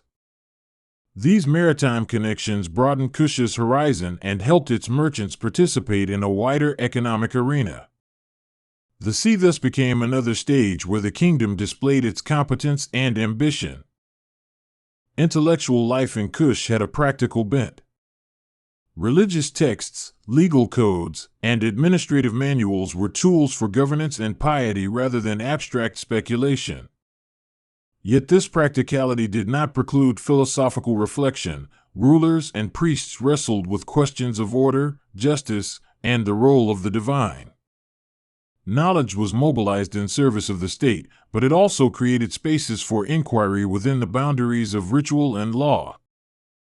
The funerary texts and spells that survive show that Kushite metaphysics were elaborate, imagining a complex afterlife populated by gods, judges, and protective forces. The rituals designed to secure safe passage required specialist knowledge and proper observance, just as the correct administration of the land required expertise and vigilance. These texts remind us that belief and governance were bound together by a conception of cosmic order that kings were meant to uphold.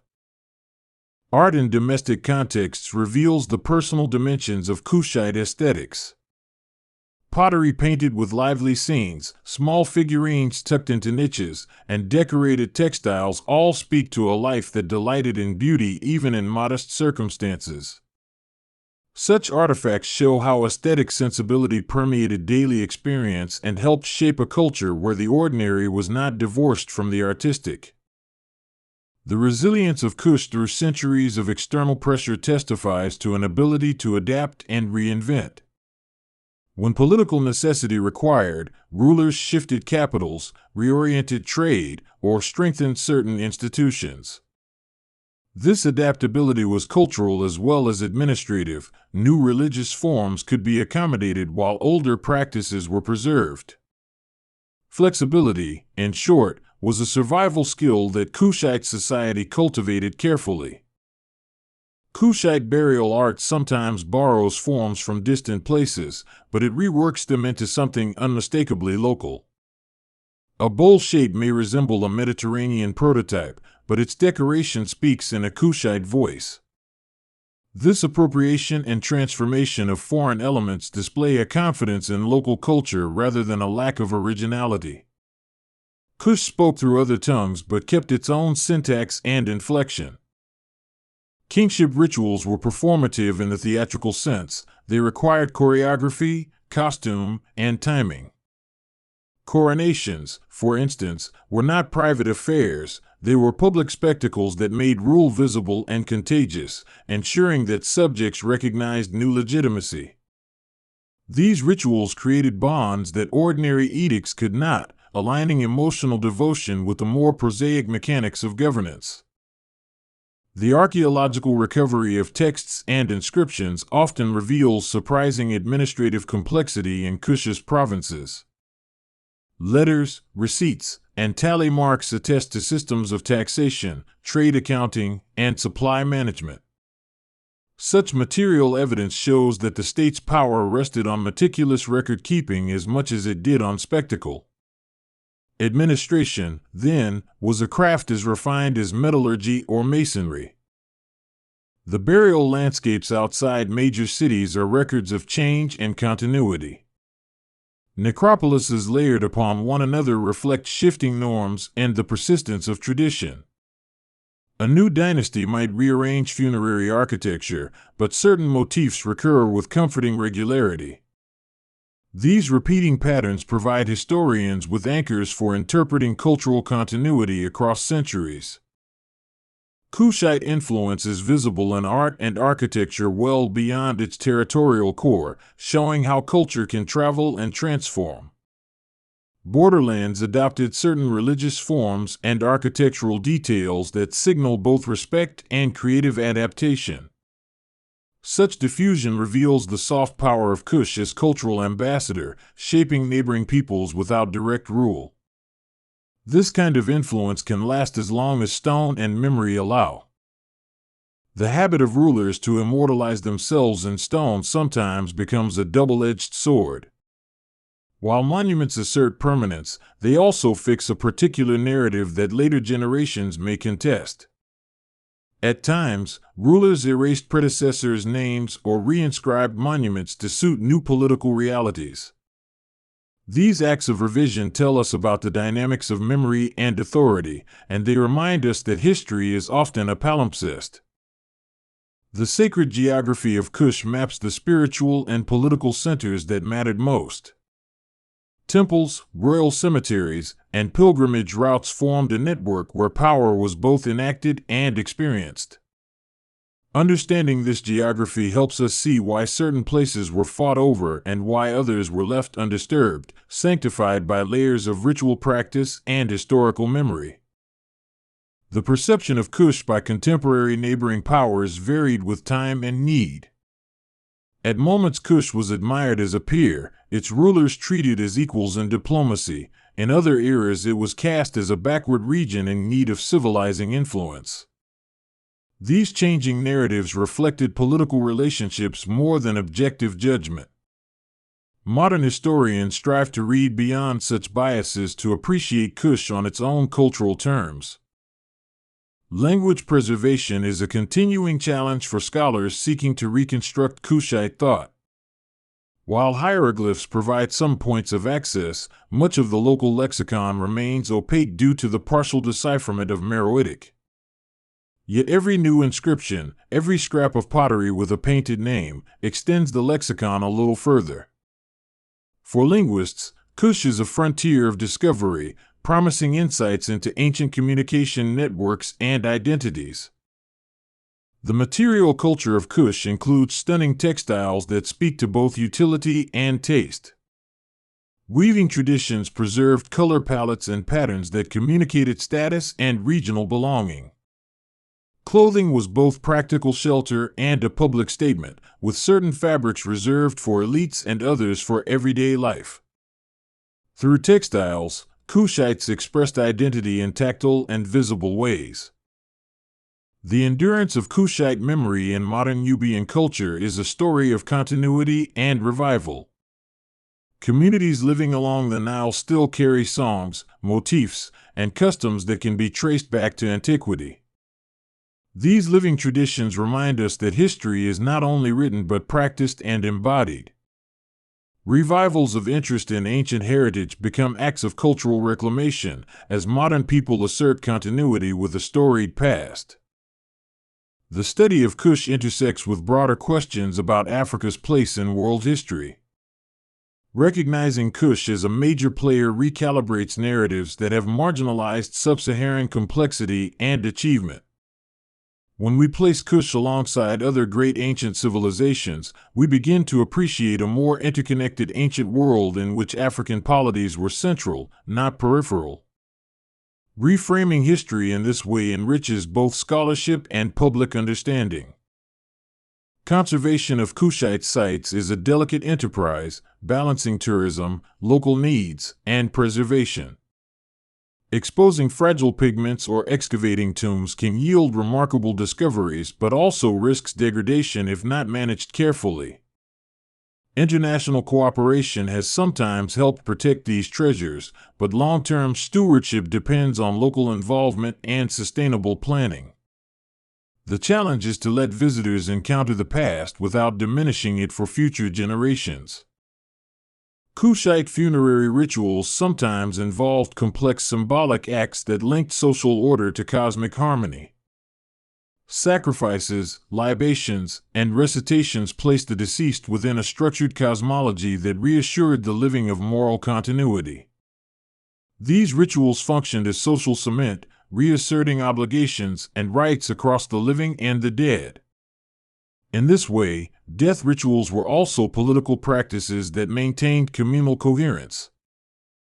The role of crafts in shaping social identity in Kush is notable because artisans often belonged to hereditary guilds that preserved knowledge across generations.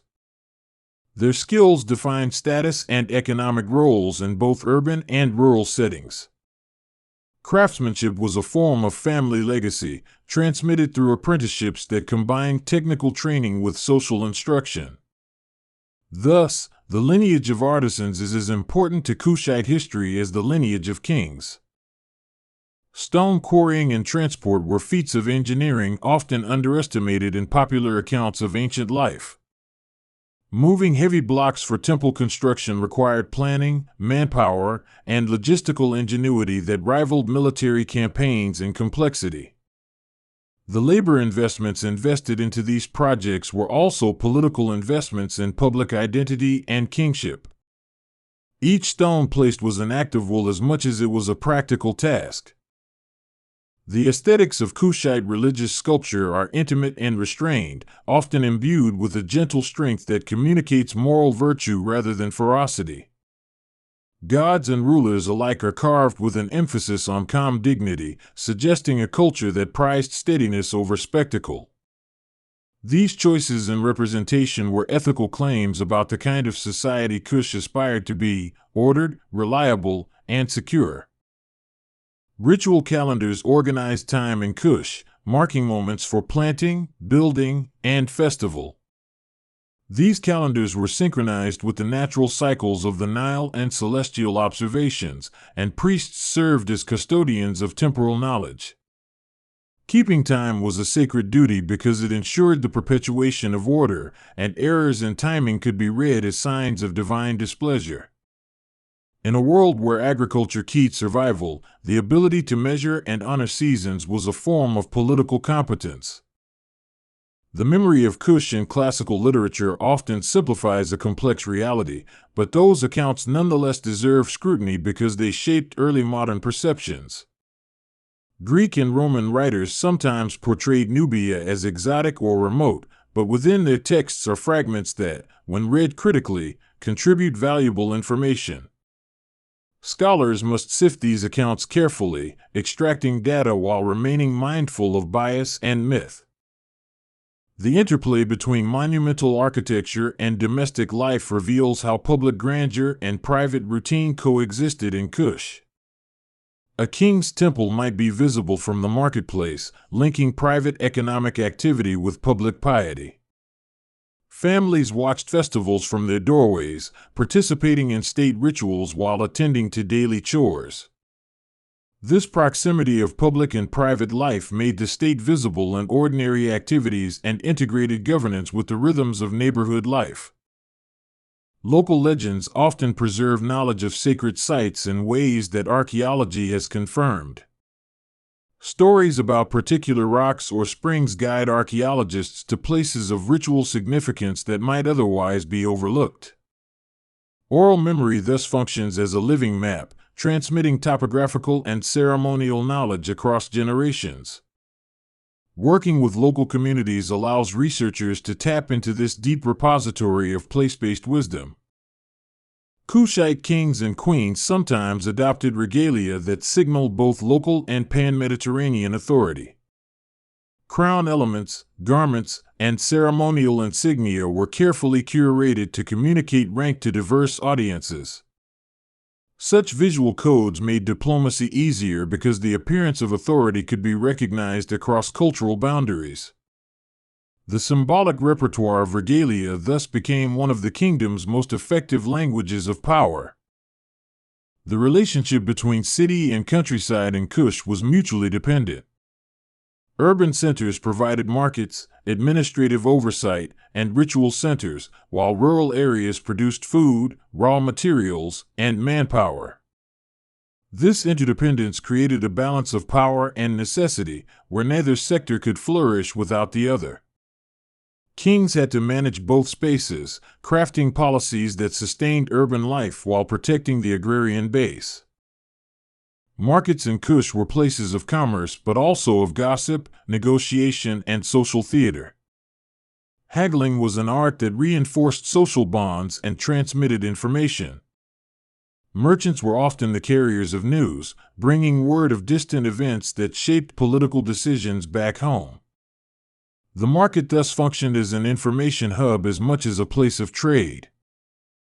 Architectural ornament in Kush sometimes included motifs drawn from the natural world, stylized plants, animals, and celestial bodies that anchored human concerns in a cosmology. These motifs connected the built environment to an ecosystem of meaning, reminding observers that human life was part of a larger pattern. Ornamentation was not frivolous but semantically rich, offering layers of significance that rewarded patient observation. The persistence of traditional crafts into modern times shows the durable cultural frameworks Kush created. Weavers, potters, and metalworkers today inherit techniques refined in antiquity, continuing practices that connect modern communities to ancestral skills. This artistic continuity is a living bridge across millennia, and it makes the past tangible in the present. The narrative of Kush as a mere client state to Egypt flattens a far more complex history of mutual influence and competition. At times Kush controlled parts of Egypt, at others, Egypt dominated certain territories. Such fluctuations reflect the political reality of the ancient world, where power was rarely absolute and alliances shifted with circumstance. Recognizing Kush's agency allows a fuller appreciation of ancient geopolitics. Military technology in Kush evolved in response to specific threats and opportunities. Innovations in weaponry and armor reflected the needs of riverine and desert combat, with adaptation continuing across centuries. Training methods, recruitment practices, and logistical organization all contributed to the kingdom's military effectiveness. Superior technology alone did not guarantee victory, but when combined with strategy and terrain savvy, it became a decisive factor. The use of symbolic geography, places invested with extra meaning, helped Kushite rulers mobilize loyalty and frame their authority in sacred terms. By aligning political centers with cosmically infused landscapes, kings made it easier for subjects to accept rulership as natural and divinely sanctioned. This union of place and power had deep roots in African political imagination and was a consistent feature of Kushite governance. Kingship in Kush entailed a web of reciprocal responsibilities. The king was expected to protect his people, secure the Nile's fertility, and uphold justice. In exchange, the people owed labor, tribute, and ritual support. This contract was maintained through visible acts of piety and infrastructure investment, as well as through symbolic representation in art and text. Legitimacy was thus an ongoing negotiation rather than a one-time achievement. The study of Kush today benefits from interdisciplinary work that brings together archaeologists, linguists, historians, and local scholars. Each discipline contributes a piece of the mosaic that makes the past legible. Collaborative research helps correct earlier biases and yields a more nuanced understanding of complexity. This integrative approach is the future of scholarship on ancient Nubia because it respects the multiplicity of sources and methods. The archaeological record is a conversation between material remains and interpretive frameworks, and for Kush, that dialogue continues to surprise and challenge scholars. New discoveries upend old certainties, revealing a civilization more dynamic and innovative than previously believed. Each find invites reinterpretation, keeping the narrative of Kush alive and evolving rather than fixed in time. The legacy of Kush encompasses both the grand monuments that endure and the subtle practices that live on in social customs.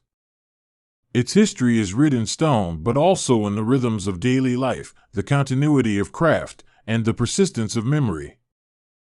This dual heritage makes Kush an enduring subject of fascination and respect. In listening to this story, you encounter a civilization that refused to be merely a shadow of another. Kush stood proud as a center of power and culture, its kings and queens shaping a world that was as complex as it was beautiful. The temples of gold and sand were its announcements to history that an African kingdom could command the divine and the earthly with equal authority. When you drive past a river today, think of the ancient navigators who read its moods and made their lives with its flow. Imagine the sound of temple drums rolling like distant thunder, the steady hands of goldsmiths shaping a crown, and the solemn procession of a candig moving beneath a carved frieze. In these images you find a kingdom that was at once practical and transcendent, capable of great engineering and great tenderness. The story of Kush is unfinished in our books because new discoveries continue to expand what we know, and because the descendants of those people still live and remember. As scholars refine methods and communities reclaim heritage, the past becomes a living conversation with the present. This ongoing dialogue enriches our understanding not only of Kush but of how civilizations are made and remade over time. To speak of temples of gold and sand is to honor both the grandeur and the grit of Kushite life. Gold glittered in ritual and exchange, while sand made possible the architecture and the steady labor that sustained a kingdom. Together they symbolized an economy and an ethic, one that prized both heavenly favor and earthly competence. The balance of these elements gave Kush its unique notion of power. Kushite kings learned to tell a good story, and in the telling they built legitimacy. Their monuments narrated victories and piety, and their temples functioned as theaters where history was staged and restaged. This narrative craft is one reason Kush has persisted in the imagination. The kingdom made itself legible through deliberate storytelling in stone and ceremony. As you travel, remember that places carry memory, and that the ancient sites of Kush are not just ruins but chapters in a living book. Each stone, each sherd of pottery, each faded pigment is a line in a narrative that invites us to listen. The past speaks if we pay attention, and Kush has many eloquent things to say about power, art, faith, and resilience. In the final measure, Kush teaches us about balance, between river and desert, between gold and labor, between force and ritual. Its temples of sand and gold encapsulate this balance, standing as monuments to a society that found stability in complexity. Listening to their story is to gather lessons not only about the ancient world but about the human ability to create meaning in the face of change. There is more to tell, and more will be told, because history keeps yielding mysteries that demand patient attention. Archaeologists will return with trowel and brush, linguists will parse new inscriptions, and local voices will remind us that the past is continuous with the present. With every discovery, the temples of Kush speak louder, their shadows growing longer and more resonant in our collective imagination. So when your mind drifts toward distant horizons, carry with you the image of the Black Pharaohs of the Nile, their temples glittering and their feet firmly planted in sand. Their story is not a relic but a reservoir of human ingenuity, ritual depth, and political acumen. Let it remind you that empires are built not only of conquest but of culture, and that true power is often a careful blend of the sacred and the practical.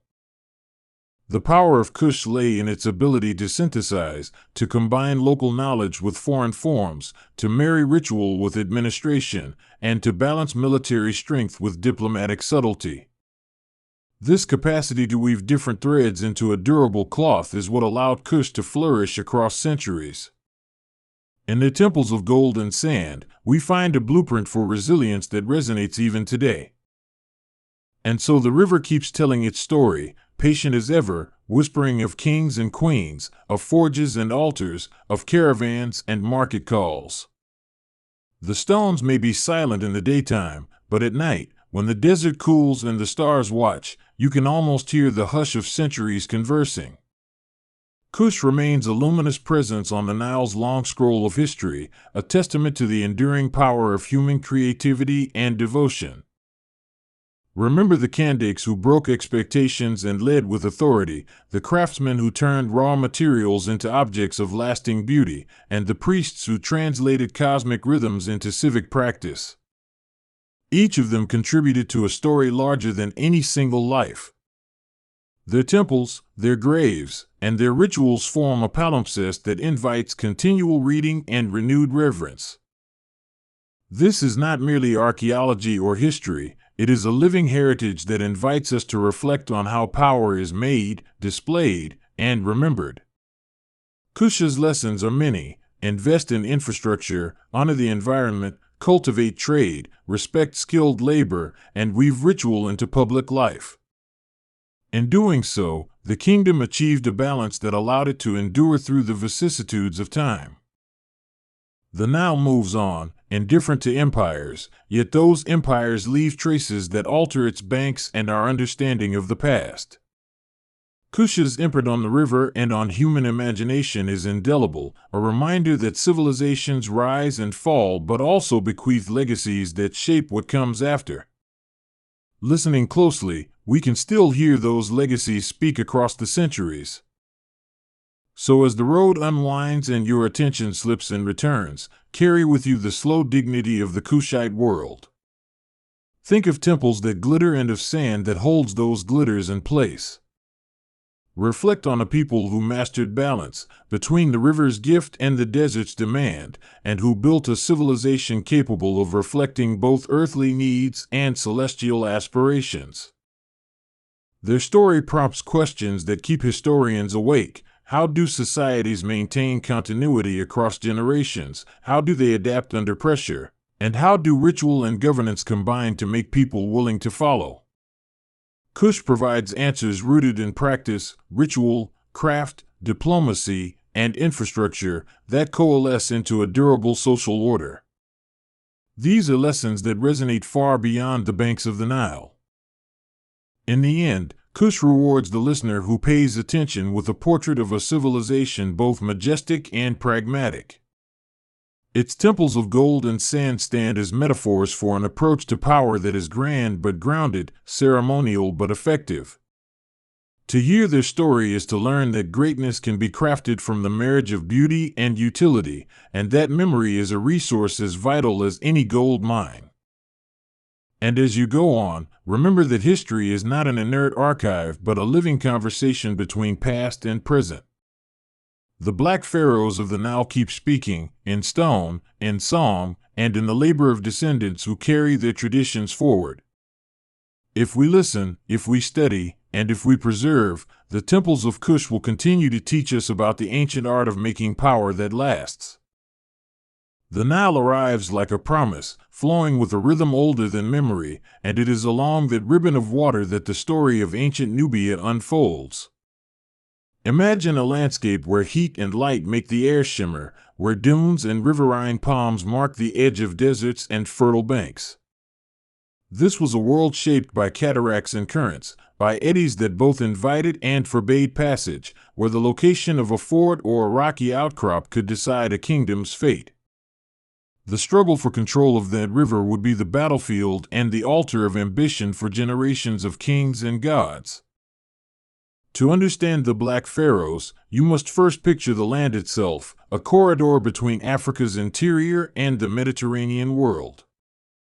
Nubia was never a monolith, but a chain of valleys and cities, each with its own customs and strengths, linked by the Nile's steady pulse. The river offered gold, ivory, ebony, and the human traffic of markets and ideas, but it also exposed communities to raiders and empires. It was the prize everyone coveted because whoever controlled the Nile controlled the lifeblood of kingdoms.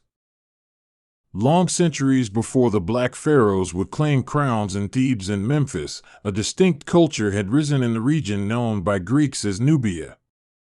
In the 3rd millennium BCE, a powerful city at Kerma emerged with earthen mounds, rich tombs, and fierce warriors. Kerma's trade networks stretched far into the Sahara and across the Red Sea, and its rulers built monumental architecture that spoke of statesmanship and ritual. The memory of Kerma would haunt later centuries as both heritage and challenge, a testament to Nubia's deep roots. Egypt to the north cast a long shadow over Nubia, its pharaohs alternating between trade and military campaigns. In moments of strength, Egyptian kings marched south to secure gold mines and to establish forts, turning the first and second cataracts into frontiers of empire. At other times, Egyptian influence was welcome, bringing gods, art, and the language of administration. The relationship was never simple colonization, it was a shifting set of alliances, intermarriages, and rivalries that shaped identities on both banks of the river.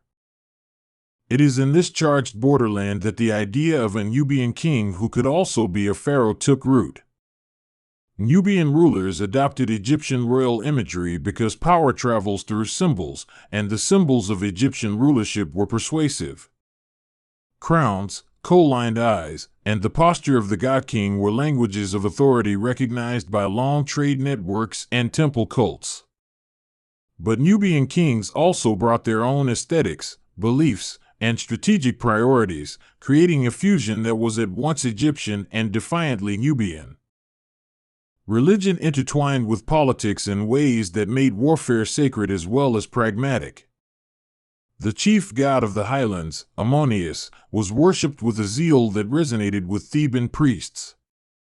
At the cliff of Jebel Barkal, the god's presence felt especially powerful, and kings who claimed the favor of Ammonius could argue the universe itself had endorsed their rule. This divine legitimacy would be a cornerstone for Nubian rulers when they marched north, carrying not only spears but the claim to rule ordained by a god. When Kushite chieftains consolidated power around Napata, they built courts and priesthoods that mirrored the splendor of Thebes. They invested in temples and funerary practices and the pomp that made kings into sacred centers. Napata became a seat where ritual and military might were inseparable, and from its temples and pyramids arose the language of kingship that could challenge Egypt. The kings at Napata read the river as both a road and a throne, and their ambitions would carry them onward. The first great wave of Nubian kings who turned eyes northward did so because experience and opportunity aligned. Egypt in the first millennium BCE was fragmented by internal divisions and external pressures, and the Aegean and Near Eastern worlds were in flux. Kushite leaders saw a chance to step in, presenting themselves as restorers of order and patrons of temples. Their campaigns were not mere plunder. They claimed the mantle of Egyptian kingship and the right to maintain sacred precincts where gods were served. Pi, known to some as Pianki, is the name that stands out as the first to secure a decisive sweep into Egypt and proclaim designations that echoed through history.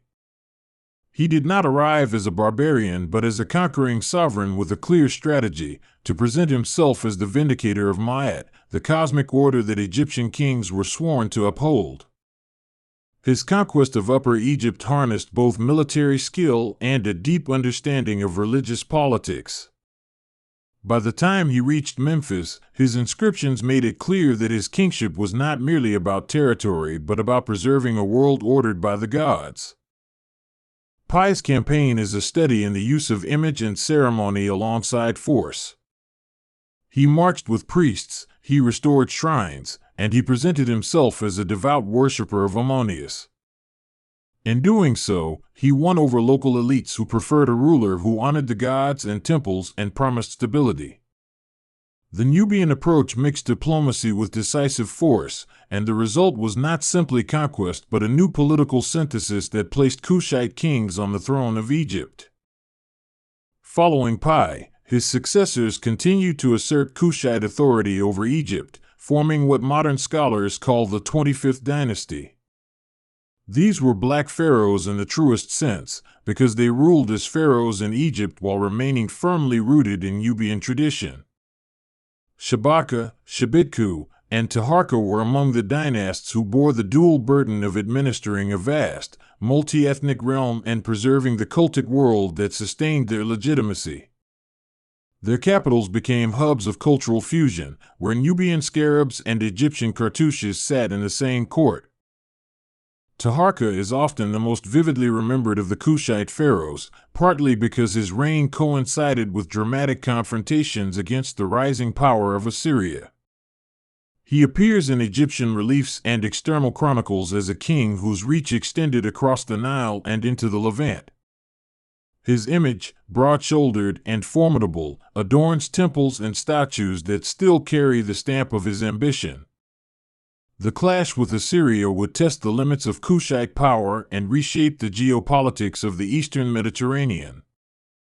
Assyria was the superpower of its age, with an iron military tradition and a capacity for siegecraft that had humbled many. When Assyrian kings moved into the Levant and aimed south into Egypt, Kushite rulers faced a new kind of opponent. The struggle was not just about armies on the field, it was about controlling trade, influence over client rulers, and the loyalty of local elites. The Assyrian incursions into Egypt forced Taharka and his courtiers to respond, sometimes with retreat and regrouping, sometimes with pitched battles along the Nile's banks. These wars were brutal and often unpredictable, and they revealed the vulnerability that comes with ruling a long, fragmented territory. Assyrian commanders prided themselves on taking cities and humiliating kings, yet they struggled to hold the river corridor and its many tributaries. For Kushite rulers, the stakes were existential. Losing control of Upper Egypt meant losing temples and the divine validation they offered. The tug-of-war between Assyria, Kush, and local powers turned the Nile into a contested stage where strategy and religion intertwined. But warfare was only one side of these rulers' lives. They were also patrons of art, builders of temples, and patrons of a priesthood that spoke to the hearts of their subjects. The Nubian court studied and adopted Egyptian architectural norms while injecting local motifs and symbols. At sites like Gebel Barkal, a sandstone outcrop was transformed into a sacred mountain where temples rose under royal decree. Those stone walls still echo with royal names, offering a tangible record of how these rulers sought both to conquer and to sanctify their place in the cosmos. The iconography of the Black Pharaohs is rich with hybrid forms. You will find Egyptian headdresses and literal folds of royal apparel paired with Nubian facial features and stylistic flourishes. Stelae and reliefs from this period are careful statements of identity. They signal a claim to continuity with Egypt's past and a bold assertion of Nubian distinction, a visual negotiation that made their rule comprehensible to the many peoples under their governance. Military innovation and local adaptation were essential to Kushite successes and failures. Nubian warriors had long been famed for archery and for their ironwork as the centuries progressed. The terrain demanded troops who could fight in riverine conditions, who could secure forts and cross cataracts, and who could maintain supply lines over treacherous desert edges. In response, the Kushite military blended cavalry and chariotry with infantry skilled in skirmishing, creating a force suited to the unique challenges of the Nile corridor. The Nile's cataracts themselves were crucial strategic choke points, natural fortresses that could be fortified and defended. Controlling a cataract meant controlling movement. It meant tolls and quartering of armies and the power to deny an enemy easy access. Many battles and campaigns revolved around seizing or bypassing these rocky barriers, turning the landscape into a player in human affairs. Empires rose or fell depending on how deftly their leaders negotiated these natural obstacles. Trade ran along the same arteries that carried soldiers, and wealth followed the same rivers. Nubia's gold mines were legendary and were a continual magnet for Egyptian campaigns in earlier centuries. Ivory and animal products traveled north, while manufactured goods and cultural influences traveled south. Trade ensured that wars were never purely destructive. They often reshaped economic networks and allowed new elites to prosper in the wake of changing power structures. Language and writing were also sites of adaptation and identity.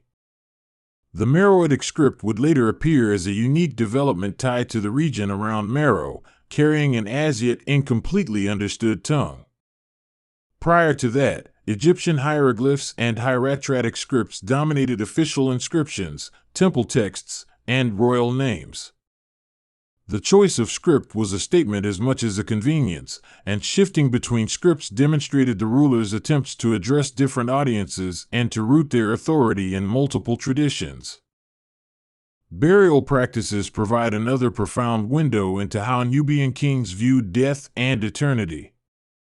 They adopted Egyptian funerary customs, including the use of pyramids as royal tombs, but they made them their own with different proportions and placements. The high, steep pyramids of Nubia were smaller than the Old Kingdom giants of Giza, yet densely clustered, creating necropolises where generations of rulers were entombed.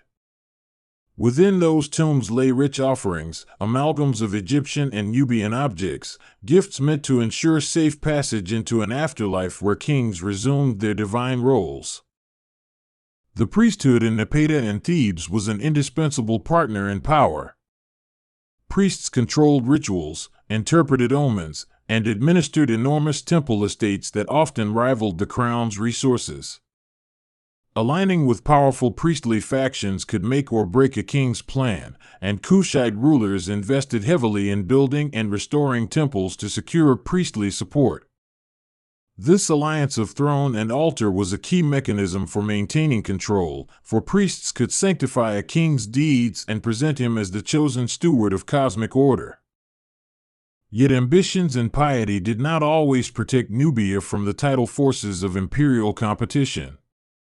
The arrival of Assyrian armies and the later interventions by Near Eastern powers created pressures that sometimes drove Kushite rulers to strategic retreats. Their reaction to external threats shaped not only political outcomes but also migration patterns and cultural change.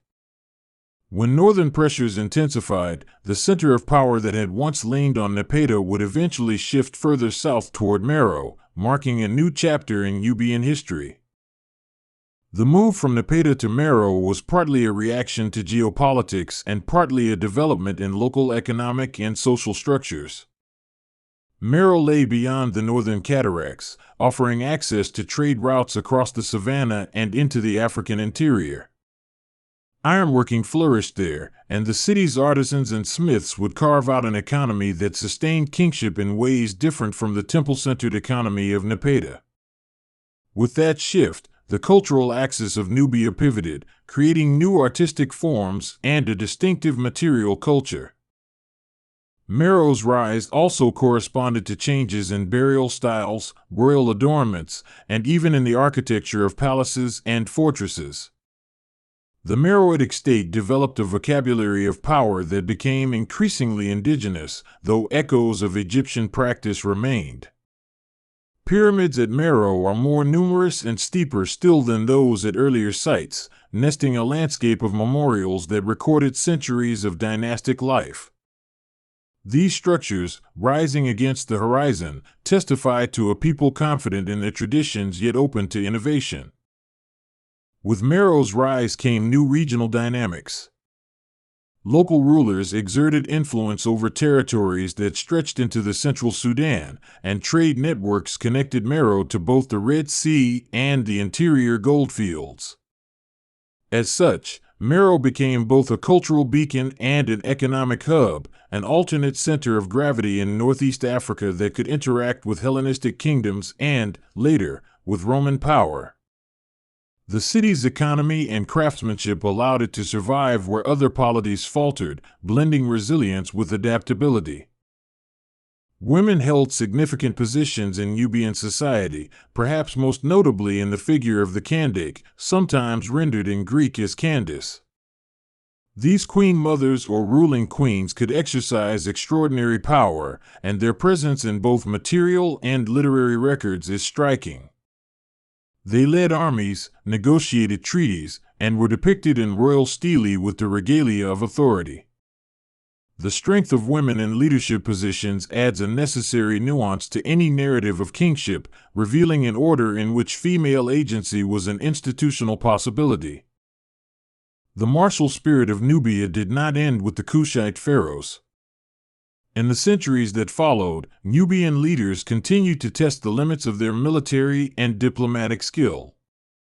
When Rome expanded its reach, it encountered a Nubia quite different from the imperial constructions of Greece and Italy. Battles with Roman legions in the 1st century BCE and CE were fought under different terms, with both sides learning that the terrain and the people could resist and adapt to foreign power. The image of a Kushite queen standing before Roman envoys is one of those historical scenes where politics and theater meet. Art and ritual remained keys to legitimacy, and the visual vocabulary of kingship evolved to include both the austere iconography of Egyptian forms and the dynamic patterns of Nubian creativity. Reliefs show kings smiting enemies, but they also include delicate jewelry, finely wrought pottery, and statuary that emphasizes gesture and presence. Craftsmanship was a medium of communication, an assertion that a king or queen could marshal the skill of artisans to reflect power and piety. In marketplaces and temples alike, material culture was a language of authority. Religion in Nubia was never static, and it absorbed new elements while preserving older forms. The worship of Ammonius adapted to local contexts, becoming a bridge between Napata and Thebes, but other deities such as Apidmak emerged with distinctly Nubian features. Apidmak, depicted as a lion-headed warrior god, symbolized the aggression and protection associated with kingship and war. The pantheon was flexible, and gods could be reshaped by political necessities, showing how belief systems could be marshaled to unify diverse populations. Rituals of kingship included processions, coronations, and dedications that made the cosmic order visible. The king was a mediator between the gods and the people, charged with maintaining Ma'at through justice, offerings, and military victory. Public rites were moments of community and spectacle, and the architecture that hosted them was invested with meaning through inscriptions and art. These ceremonies were as much about persuading the living as ensuring the favor of the divine. Language and inscription fell under the same imperatives. Royal proclamations and temple texts were both bureaucratic instruments and performative acts. They made claims about lineage, about right to rule, and about relationships with gods and vassals. The surviving stelae are often both legal documents and religious texts, combining genealogies with prayers and lists of offerings. Reading them, archaeologists piece together a tapestry of authority where words were weapons as much as swords. The archaeological record confronts us with fragments that demand imaginative reconstruction. Tombs with chariots, temples with statues whose heads are missing, stelae with partially eroded cartouches, all these require careful interpretation. Yet the fragments give us remarkable insights into everyday life as well as royal spectacle. Household objects, pottery sherds, and inscriptions combine to suggest a world that was rich, complex, and attuned to the possibilities of both local tradition and external influence. Royal inscriptions often pointedly link Nubian rulers to divine prototypes. They cast kings as Horus incarnate, or as son and representative of Ammonius, binding earthly power to celestial sanction. Such declarations were not mere rhetoric, they were claims that mattered to priests, councils, and foreign courts who judged a king by his ability to protect temples and to provide for cult practices. A sovereign's legitimacy could be measured in grain deposits, ritual objects, and the continuous upkeep of sanctuaries. The interplay between local customs and imported religious forms produced rituals that were unique and nuanced. A burial rite might include canopic jars and amulets familiar from Egypt alongside offerings of nurture cream and local incense. Local artisans might carve a stela in a style that references Egyptian prototypes while accentuating facial features consistent with Nubian aesthetics. Such hybridity is not a sign of weakness but of creative resilience, a people making adopted practices their own. Diplomacy, marriage alliances, and client kingdoms were tools of statecraft that could avoid the costs of war. Nubian kings used marriage to stitch alliances with neighboring chiefs and to create networks of loyalty that extended beyond immediate territories. These relationships were flexible and often personal, mediated by gifts, ceremonial visits, and shared religious obligations. In many cases, these bonds were sufficient to maintain influence without the need for constant military occupation. Yet when diplomacy failed, war filled the gap. Campaigns were logistically demanding affairs, requiring supply trains, knowledge of seasonal flooding, and command structures capable of operating across diverse landscapes. Kings leaned on experienced generals and on localized levies who knew the terrain. The success of a military expedition depended as much on planning as on courage, and miscalculation could lead to disaster when the river's cycle turned against an invading force. The Nile season structured political life. The inundation dictated agricultural cycles, which in turn structured tax collection and resource mobilization for campaigns. A king who mistimed a campaign or neglected the river's seasonal demands risked famine and unrest. Conversely, a sovereign who could manage irrigation, build canals, and distribute grain secured loyalty and capitalized on the Nile's rhythms. Water management was therefore a central dimension of statecraft. Economic life in the Nile Valley had to adapt to shifting demands and external markets. As Mediterranean trade intensified, Nubia found opportunities to exchange commodities for luxuries and raw materials. The integration of Nubian craft into broader commercial networks meant that artisan workshops could flourish, sustained by orders from local elites and foreign merchants alike. Wealth accumulation fueled construction projects and military expenditures, making commerce a backbone of political power. At sea and toward the Red Sea littoral, trading networks reached Hellenistic markets and ports on the Arabian coast. Meroë and other centers engaged in commerce that connected them to the wider world, bringing exotic goods and novel ideas. These exchange networks did more than move commodities. They enabled the transmission of technologies and cultural forms, enriching Nubian society. Contacts with sailors, traders, and itinerant craftsmen created a cosmopolitanism that coexisted with strong local traditions. As centuries passed, Nubia's political shapes would continue to change, sometimes shrinking and sometimes expanding. The 25th dynasty's moment of dominance waxed and waned, as did the fortunes of Meroë. Internal dynastic quarrels, succession crises, and disputes over land and water all contributed to ebbing and flowing power.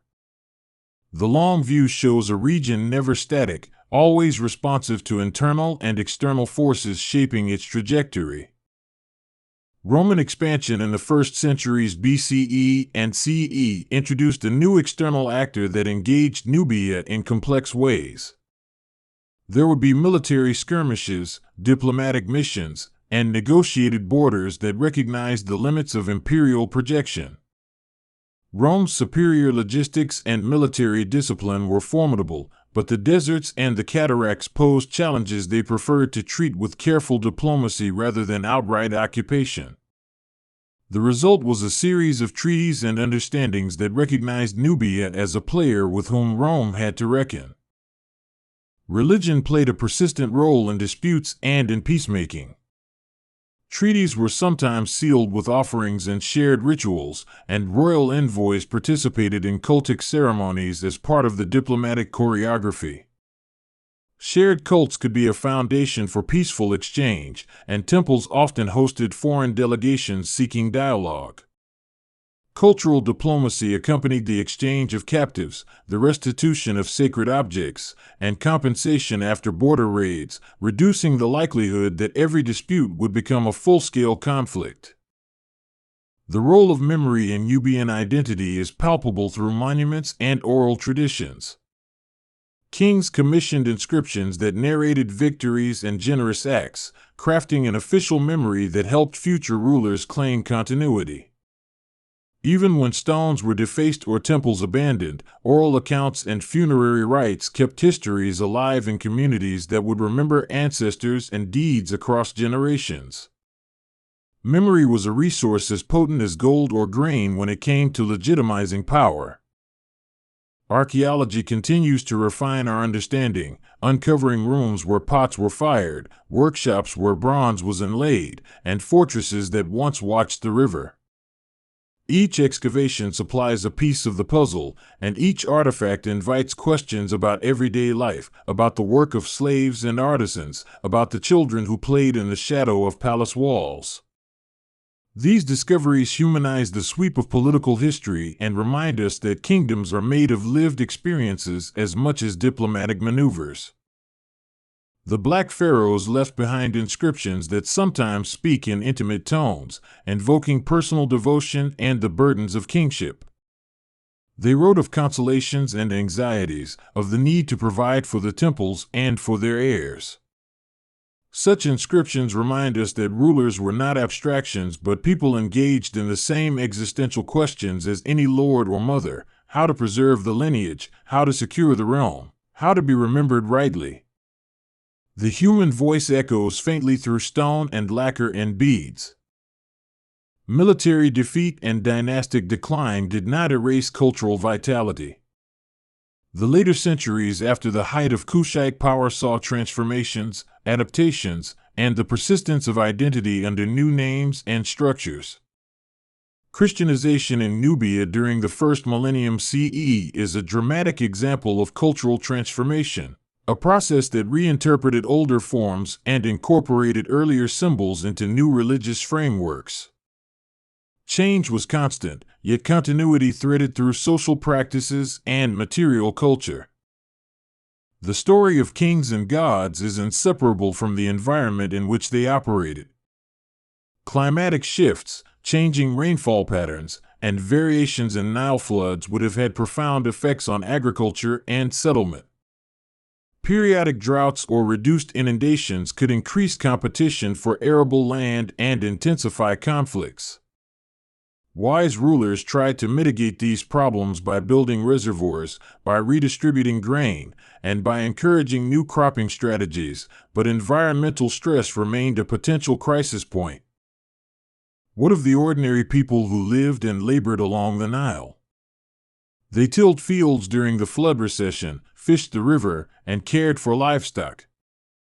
Artisans and traders sustained economies with their skills, and the rhythm of festivals and market days structured communal life. Their lives were shaped by the decisions of kings and priests as much as by the river's seasonal cycles, and their participation in ritual and labor supported the institutions of state. Leadership in Nubia could be charismatic and militarized, but it also depended on administrators who could keep the machinery of state in motion. Record-keeping, taxation, and the maintenance of infrastructure required scribes and bureaucrats whose names rarely survive in ancient records. Yet their work mattered greatly, for without a trained cadre to supervise grain stores and temple estates, the king's proclamations would be empty. This administrative backbone was part of what made long-term rule possible. The arts show how personal piety and public duty intersected. A king's commission for a temple relief was at once a religious act and a political advertisement, a declaration to posterity that he had fulfilled obligations to gods and people. Sculptors and painters labored under patronage that demanded both technical skill and obedience to symbolic norms.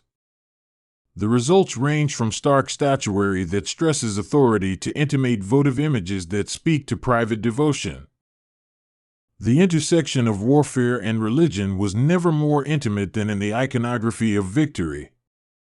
A king might be shown trampling foes while offering incense to Ammonius, implying that martial success was a divine favor. Such images framed conquest as a restoration of cosmic order rather than simple aggression. In a world where gods were immanent and kings were their stewards, victory was as sacred as much as a political event.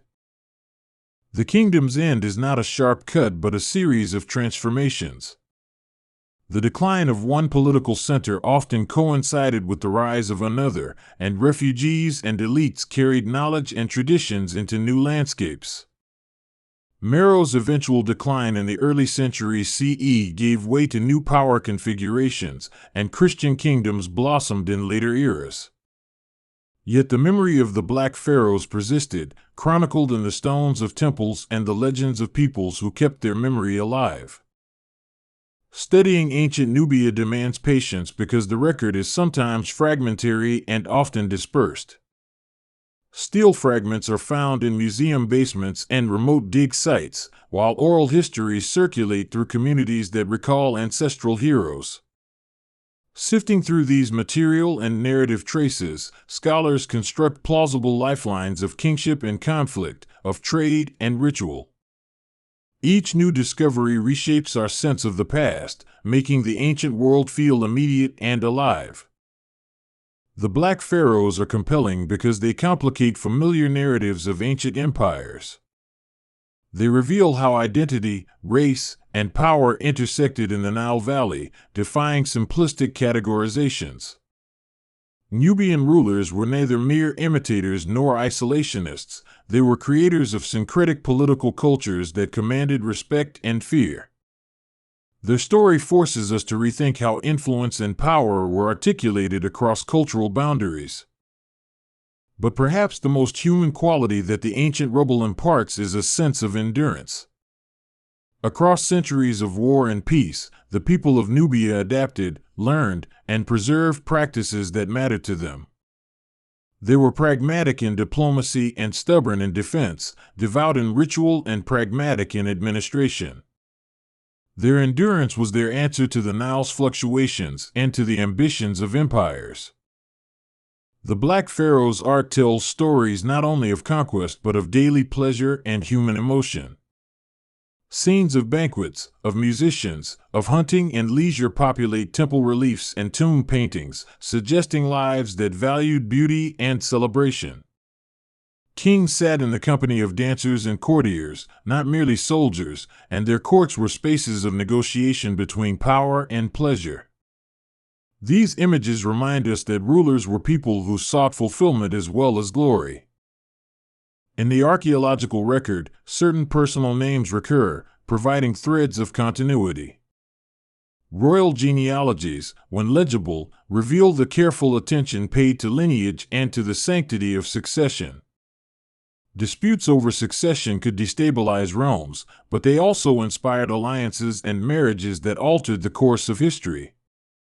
Lineage matters because it rooted the future in the past, binding new rulers to the deeds of ancestors whose names were carved in stone. The Black Pharaohs also understood the importance of spectacle. Temple dedications, military parades, and festivals were orchestrated to create a public impression of invincible power. Crowds gathered at riverbanks to witness royal processions and to drink in the sight of banners and chariots. These rituals produced consent as well as fear, reminding subjects of the visible presence of authority enacted through ceremony. Fortifications dotted the Nile in strategic places, and they stand as mute testimony to the constant concern for defense. Fortresses could house garrisons and store grain, becoming nodes of state power. They also symbolized territorial reach, allowing kings to project authority across marshes and deserts. Their rubble today invites speculation about daily life within walls, about watchmen who kept vigil and soldiers who practiced at dawn.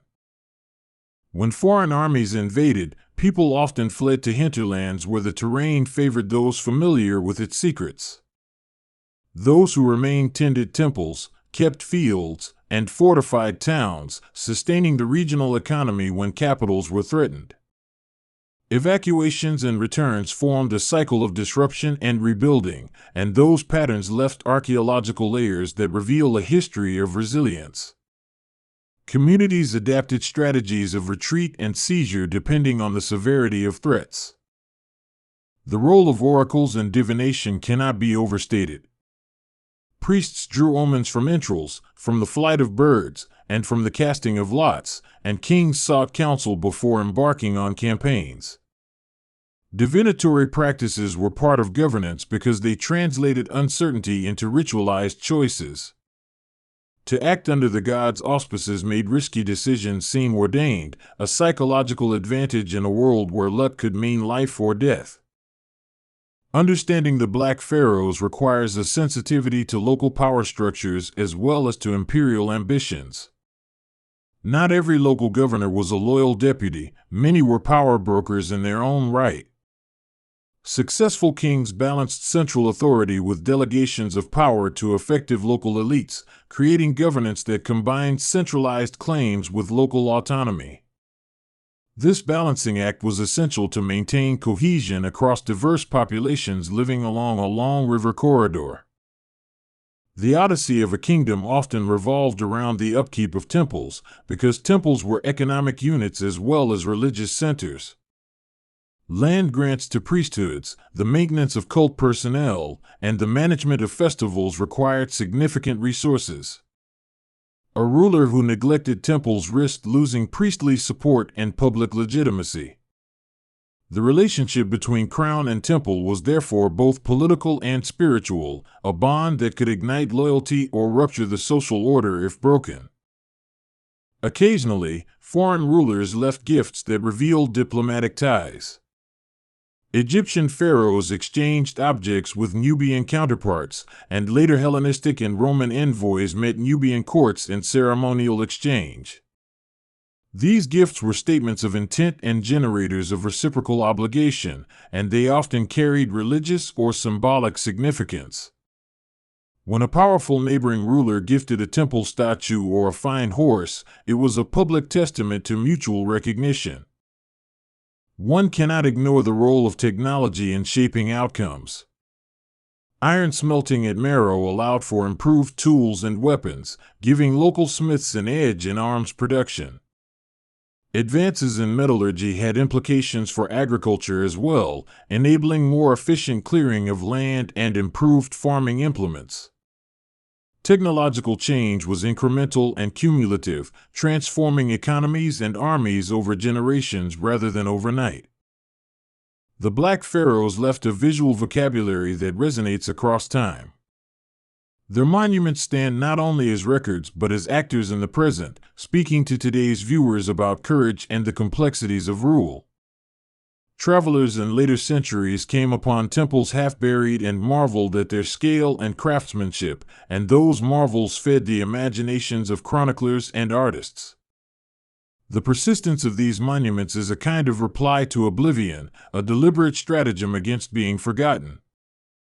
Over centuries, cultural mixing produced music, costume, and decorative motifs that blended influences from across Africa and the Mediterranean.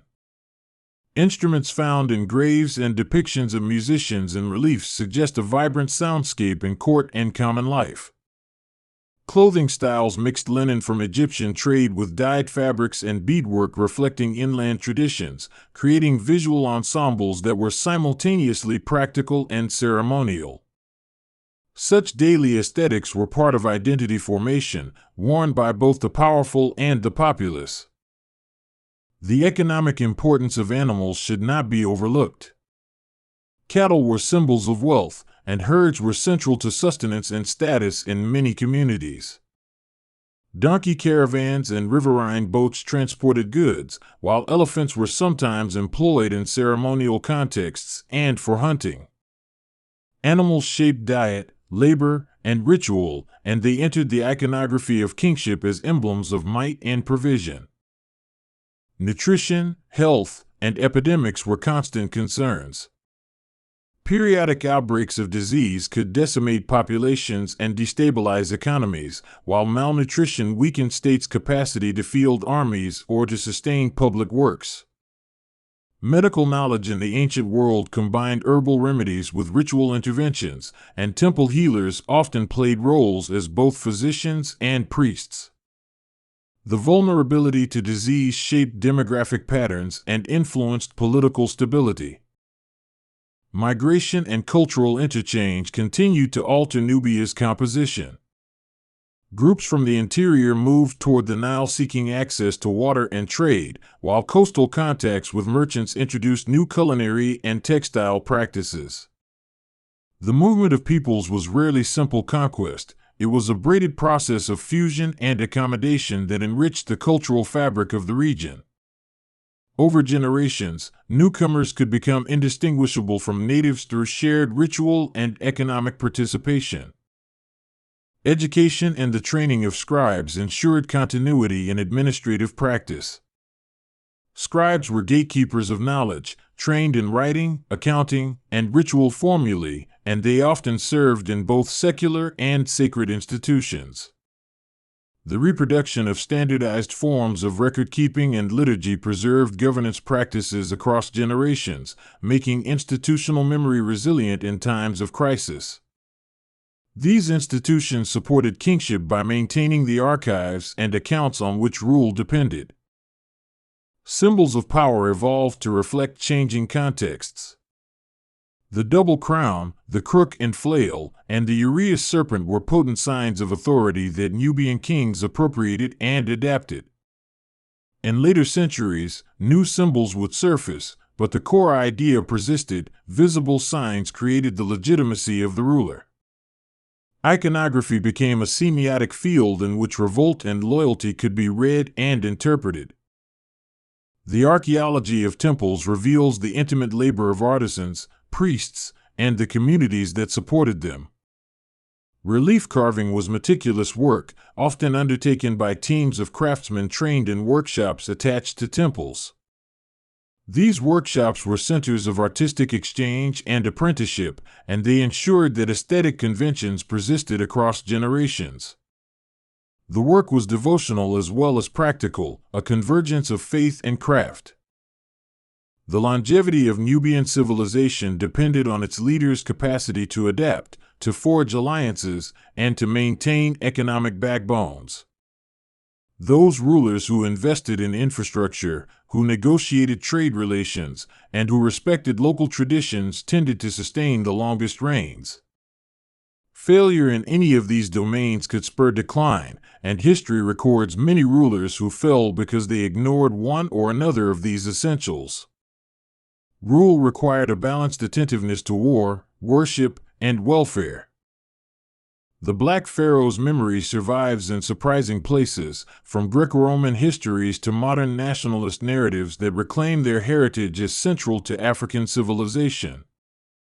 Their story challenges narrow notions about the flow of civilization and demonstrates the complex interplay of race, power, and cultural exchange in the ancient world. Rediscovering these kings has been an intellectual project that cuts through colonial assumptions and highlights Africa's deep historical agency. For present-day listeners, the tales of wars and gods and dynasties along the Nile can seem both distant and intimately relevant. They illuminate how communities managed scarce resources, how leaders marshaled belief to support policy, and how culture and war coexisted in a fragile balance. The lessons are not simple moralities but complex reflections on power, legitimacy, and adaptation in a challenging environment. Hearing them, we can appreciate the depth and variety of human experience bound up with the river. Archaeologists continue to find new inscriptions that revise earlier assumptions, forcing fresh interpretations of old narratives. Each new find is a conversation across millennia, a prompt to re-examine the past with finer tools and fewer assumptions. This ongoing research keeps the memory of Kush and the Black Pharaohs as dynamic as the river that nourished them, inviting fresh curiosity and renewed wonder. Even the ruins speak in a language of thresholds, inviting travelers to imagine the past lives that animated their stones. Standing before a collapsed temple or weathered pyramid, one can almost hear the distant hum of ritual drums and the rustle of robes. Those sounds are echoes of a lived history where humans confronted mortality with art, with religion, and with politics. They were not merely survivors, they were creators of systems that bound society together through meaning and structure. In the narratives carved on stelae, wars are often framed as restorations of justice, a moral dimension that justified violence as necessary correction. Kings cast themselves as avengers of wrongs, as correctors of disorder who set the world back on a righteous axis. Such rhetoric tells us less about objective morality than about how rulers wanted to be seen, since public justification of force was essential to its acceptance. The moral language of war was thus a form of political theater. Diplomatic correspondence sometimes survives in surprising fragments, revealing negotiations that could be delicate and sophisticated. Envoys exchanged gifts and pledges, and treaties spelled out spheres of influence that both constrained and enabled action. These parchments and inscriptions show that rulers preferred negotiated settlements when possible, because protracted warfare drained resources and upended social orders. Diplomacy was the art of making peace tolerable and war controllable. Generational change mattered more than single battles. A king's success was ultimately a function of how he prepared his successor to govern. Succession crises, when mishandled, opened doors for rivals and destabilized realms. Teaching heirs the ropes of statecraft, the rituals, and the network of loyalty was therefore as important as winning battlefield victories. Dynastic continuity was a technical skill as much as a political aim. The role of slaves and bonded labor in supporting temple economies and state projects was significant though uncomfortable to contemplate. Slavery in ancient contexts was varied, including prisoners of war, debt servitude, and people who worked as part of complex household hierarchies. Their labor built monuments, sustained households, and funded elite lifestyles. Acknowledging their presence is necessary to a full account of how monuments were built and how wealth was produced. The visual language of kingship created expectations among subjects about how rulers should look and act. Portraiture emphasized physical vigor and divine sanction, sending signals that the ruler embodied the power of the state. This performativity was vital to upholding social hierarchies, and it was reinforced through ceremonies, inscriptions, and public works. The performative aspect of authority was therefore a daily practice rather than a mere symbolic gesture. Maritime interactions extended Nubia's reach beyond the immediate river valley. Ships that sailed out from ports or that connected to Red Sea trade brought new commodities and introduced new people to the Nile's rhythm. The sea widened Nubia's horizon and integrated it into broader economic circuits that linked Africa with Arabia and the Mediterranean. Those connections altered tastes and technologies, creating a feedback loop between local production and foreign demand. Religious transformations over time remind us that belief systems are malleable and responsive to new contexts. The later Christianization of Nubia reinterpreted earlier symbols and sanctuaries, sometimes repurposing temples and sometimes overlaying familiar rituals with new theological frames. The process was a negotiation between continuity and change, and it shows that religious identity can evolve without erasing the past entirely. If you stand at the foot of a Nubian pyramid today, you can trace the layered history of political imaginative power. Stones that were quarried for temple walls were also used for boundary markers and for the foundations of later buildings. Such reuse tells a story of transformation and pragmatism, of communities adapting the material past to present needs. It also embodies respect for the durability of craft, because these stones have outlasted the hands that carved them. Legends and folklore keep the memory of the Black Pharaohs alive in ways that formal histories sometimes miss. Tales of heroic deeds, of cunning generals, and of queens who struck bargains with gods populate local imaginings. These stories, shifting with each retelling, carry cultural truths that archaeological data alone cannot supply. Folklore is a living form of memory, guarding the emotional truths of people's relationships to rulers and to land. Cultural syncretism is a theme you will find again and again in Nubian history. The mixing of religious motifs, administrative practices, and art styles was not accidental. It was an active choice by rulers and communities who needed to govern diverse peoples. Syncretism allowed rulers to connect with multiple constituencies, making the realm more governable and adaptable. It was a pragmatic strategy that produced rich cultural outcomes.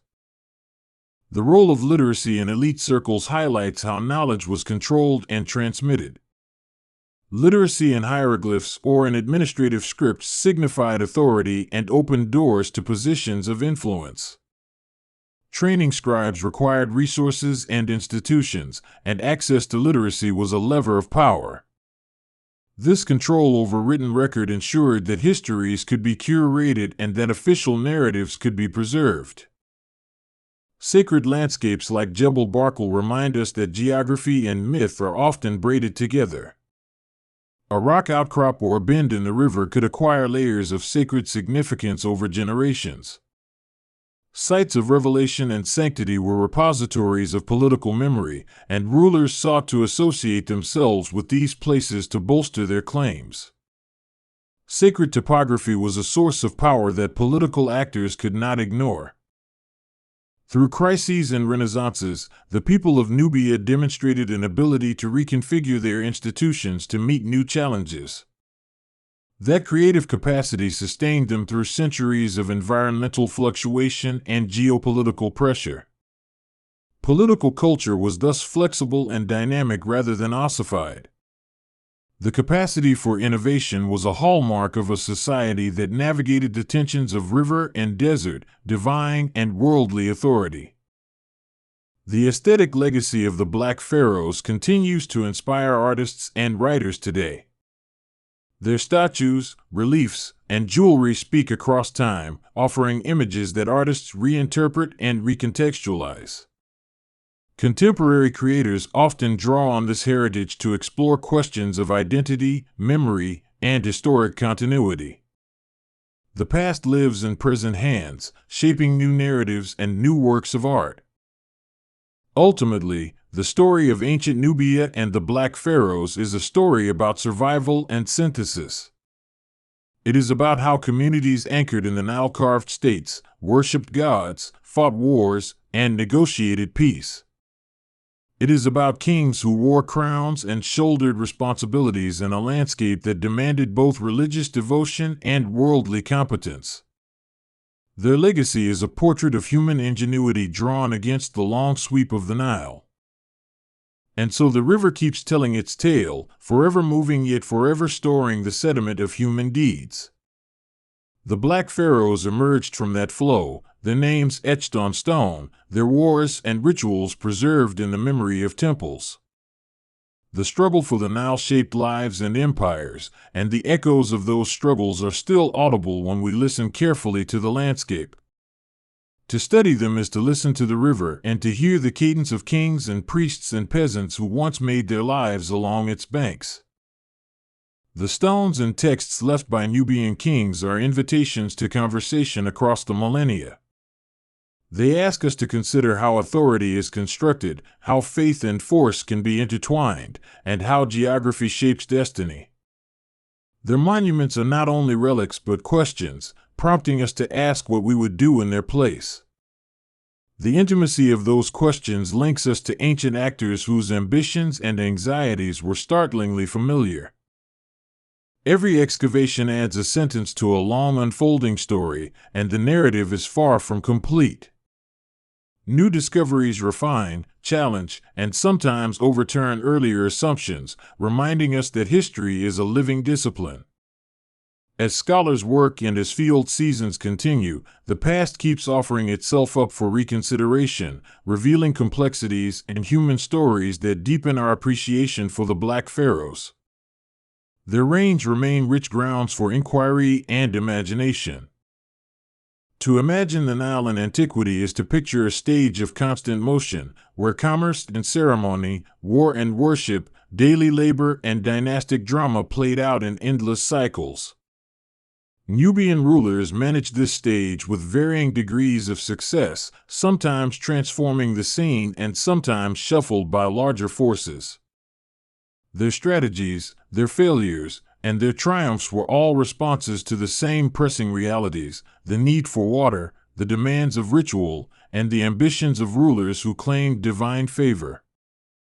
Listen to the human voices that whisper from the stones and the dust. They speak of kings who prayed at dawn and strategized at dusk, of queens who counseled and led, of priests who read omens and scribes who counted grain. Their lives were a weave of public obligation and private longing, and that we've produced the fabric of Nubian statecraft and faith. In listening, we touch something universal: the human attempt to shape order out of uncertainty. As modern readers or listeners, we inherit the responsibility to keep such histories alive and to treat them with nuance and respect. The Black Pharaohs deserve to be considered not as exotic curiosities but as complex actors in a shared human drama. Their monuments, their myths, and their diplomacy demand careful attention because they illuminate how people in the past responded to the same elemental challenges we face today. Their story enriches the human chronicle of political creativity and religious invention. And so the river continues, indifferent to crowns yet deeply implicated in their fate. The Black Pharaohs rose because they mastered some of the Nile's secrets, and they fell when the river or rival powers turned against them. Their monuments remain, teaching us about ambition, faith, and the human will to leave a mark on the landscape. The struggle for the Nile was also a struggle to create meaning in an unforgiving world. We end not with a final judgment but with an invitation to keep listening, to allow the stones and texts to speak anew as scholarship advances and as curiosity persists. The Black Pharaohs, their wars, their gods, and their dynasties offer us a complex mirror in which to see our own struggles for legitimacy and survival. The tale of ancient Nubia is vast and unfinished, and it continues to reward those who come to the riverbank and listen carefully to the current that carries memory downstream. Listen to the river and you will hear a story older than many nations, a slow, patient cadence that carried boats and voices, grain and secrets, from the highlands of Africa down toward the Mediterranean. This is the Nile, and along its scar of water and life lay a heart that once burned bright and steady, a civilization the world has called Nubia. The people who lived there left monuments of stone and wood, gold and pottery, the shapes of their faces carved into statues that refused to be forgotten. Their memory has been obscured by time and by histories written from the north, but if you slow your mind to the rhythm of the current, you can feel the pulse of a people who shaped and were shaped by the river for millennia. Nubia occupied a long stretch of the Nile, a ribbon that begins where the river gathers itself in the Ethiopian highlands and runs north through Sudan and into Egypt. The land was a mosaic of floodplain and rocky gorge, fertile basin and desert edge, each environment offering a different resource and a different challenge. People adapted hand in hand with the annual inundation, learning how to coax crops from silt and how to read the mood of the water. That intimate relationship with the river made Nubia a place of continuity, a corridor of exchange, and a cradle of political ambition that would one day reach across borders and crowns. Long before the Greeks put names on ancient maps, and long before Rome learned to map deserts, Nubia was home to a series of flourishing states whose names were whispered on the lips of traders and carved into the clay of jars. Kerma rose in the 3rd millennium BCE, a compact, organized polity whose tumuli and mud-brick temples announced a complex social life. Kerma's rulers orchestrated cattle herding, agriculture, and long-distance trade, tapping into gold, ivory, and ebony routes that threaded Africa together. The kingdom built monumental structures that framed the horizon, their terraces and burial mounds proclaiming a social order and an aesthetic sensibility distinct from, though in contact with, Egypt. Kerma's material culture reveals an elegance that often surprises those who expect only austerity from the ancient world. Pottery came with rich patterns and careful shapes, and bronze and copper tools spoke of skilled hands and organized workshops. The people painted and polished wooden furniture, carved human and animal forms, and invested their dead with goods that reflected belief in an afterlife. These objects tell us of domestic life and of belief systems anchored not in isolation but in networks that reached across deserts and rivers. Egypt and Nubia lived in a complicated intimacy. Sometimes they warred, sometimes they traded, sometimes they married across borders, and often they borrowed ideas from each other. Egyptian pharaohs carved Nubians into their conquest reliefs, and Nubian kings adopted Egyptian titles and customs during certain periods. But borrowing did not mean erasure. Nubian rulers kept distinct traditions and adapted external influences to their own cosmologies and political necessities. This mingling created a weave of cultures in which both peoples defined themselves in relation to the other, sometimes as rivals and sometimes as kin. By the 1st millennium BCE, a new center emerged in Nubia, at Napata near the Fourth Cataract, and from there the Kushite state gained strength and ambition. Kush, as it came to be known in Egyptian and classical sources, built on earlier Nubian traditions while expanding its political reach. The Kushites watched the turmoil of Egypt's own internal struggles and saw an opportunity. Their armies moved north, their leaders proclaimed divine favor, and soon the Kushite kings stood before the temples of Thebes and Memphis, claiming the same honors as the pharaohs who had preceded them. Imagine a crown reshaped in Nubian hands, a double crown borne by rulers who traced lineage across different languages and landscapes. The Kushite kings did not merely invade, they enmeshed themselves with Egyptian ritual, reasserting the legitimacy of pharaonic kingship while bringing a Nubian style to the throne. They restored temples, sponsored art, and installed themselves as custodians of the gods. Yet their ascendance was more than ceremonial. It signaled a reversal of power, a moving of the political center from north to the south, if only for a time. The period of Nubian rule over Egypt is one of those grand reversals that teaches us how fluid identity and authority can be. Pi, also known as Pianki, declared himself king and marched northward, his victory stele at Gebel Barkal, a proclamation more literate than many modern manifestos. He and his successors, like Shabaka, Shabiku, and Taharka, wore pharaonic titulary while forging a distinctive court culture that included Kushite art and religious emphasis. These Black Pharaohs, as modern writers sometimes call them, stood in Egyptian temples and left a legacy of building that was both restorative and innovative. Napata itself was a city of granaries and temples, of royal compacts and funerary practice that combined Nile conservatism with new expressions of power. At the mountain of Gebel Barkal, a narrow crescent of sandstone became a holy place where dwellers marked the divine presence of Ammonius, the ram-headed god whose cult had merged deeply into Kushite spirituality. Rulers were buried under tumuli or in pyramids, pointing to the layered and adaptive nature of Nubian kingship. These burial practices show reverence for the ancestors and the gods, and they are rich with symbolism meant to secure the soul's passage beyond the mortal world. From Napata, another center eventually rose to prominence, Meroë, further south and closer to the modern city of Khartoum. The shift to Meroë carried with it a flowering of industry and a distinct material culture. The Meroitic kingdom became known for its ironworking and textile production, its workshops echoing with the clink of tools and the hiss of bellows. Cities sprouted a unique urbanism, with straight streets and crowded marketplaces where traders from across Africa and the Red Sea exchanged goods and stories.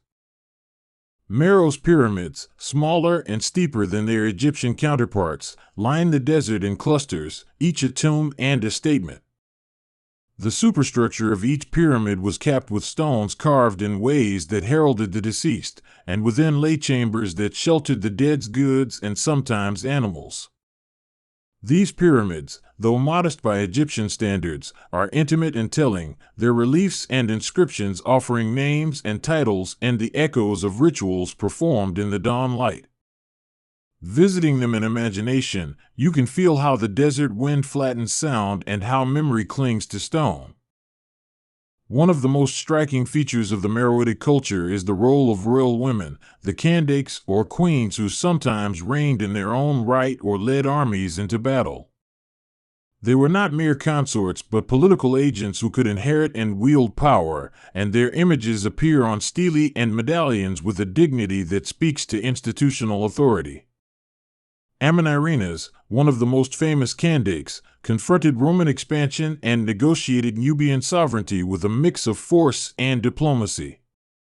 Her story disrupts Western narratives about ancient femininity by placing a woman at the center of geopolitical drama. The economy of Nubia was nimble and resourceful, built on gold and iron, ebony and ivory, but also on agricultural surpluses and pastoral mobility. Nubian gold mines were famous in antiquity, and their wealth made the region a focal point for traders and invaders alike. The iron industry of Meroë was technologically impressive, with smelting techniques that supplied tools and weapons across the region. And because Nubia sat between sub-Saharan Africa and the Mediterranean world, its markets were crossroads where language, faith, and fashion met and mixed. Religion in Nubia adapted and adopted as readily as political forms. Egyptian gods became local gods, and local gods were woven into pantheons that reflected thought about kingship, fertility, and the afterlife.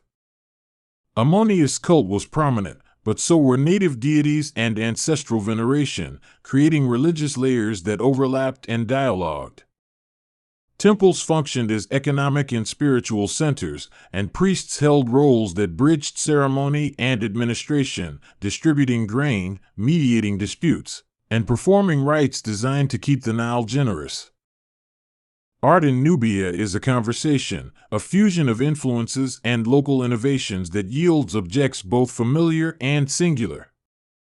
Statues carry Egyptian poses but show Nubian physiognomy, jewelry combines gold with local stones, and textiles display patterns distinct to the region.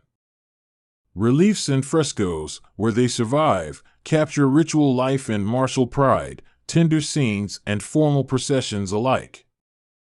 Even the way motifs curve around a vessel or a throne tells a story of workshops where craftsmen and patron met to imagine a durable face for power. Language leaves traces too, though some of its secrets are stubborn. The Meroitic script, used for centuries, remains only partially deciphered, its signs hinting at phonetics and grammar that scholars are still teasing apart. What we can read, and what we can infer from bilingual inscriptions and bilingual parallels, opens windows onto a rich literary life that included royal proclamations, religious texts, and dedications. The partial undecipherment reminds us that not all past voices are fully recoverable, but it also keeps alive the sense of discovery that drives archaeology and linguistics into the field with trowels and texts. Contact between Nubia and the wider ancient world was not one way.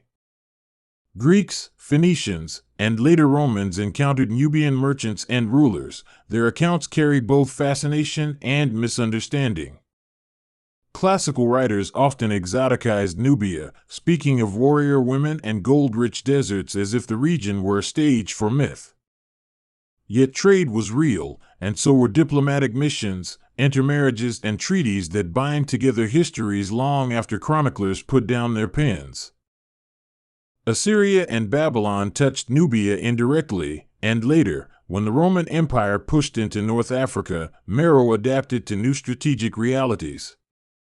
Rome held sway over Egypt, and conflict with Nubia culminated in clashes along the southern frontier.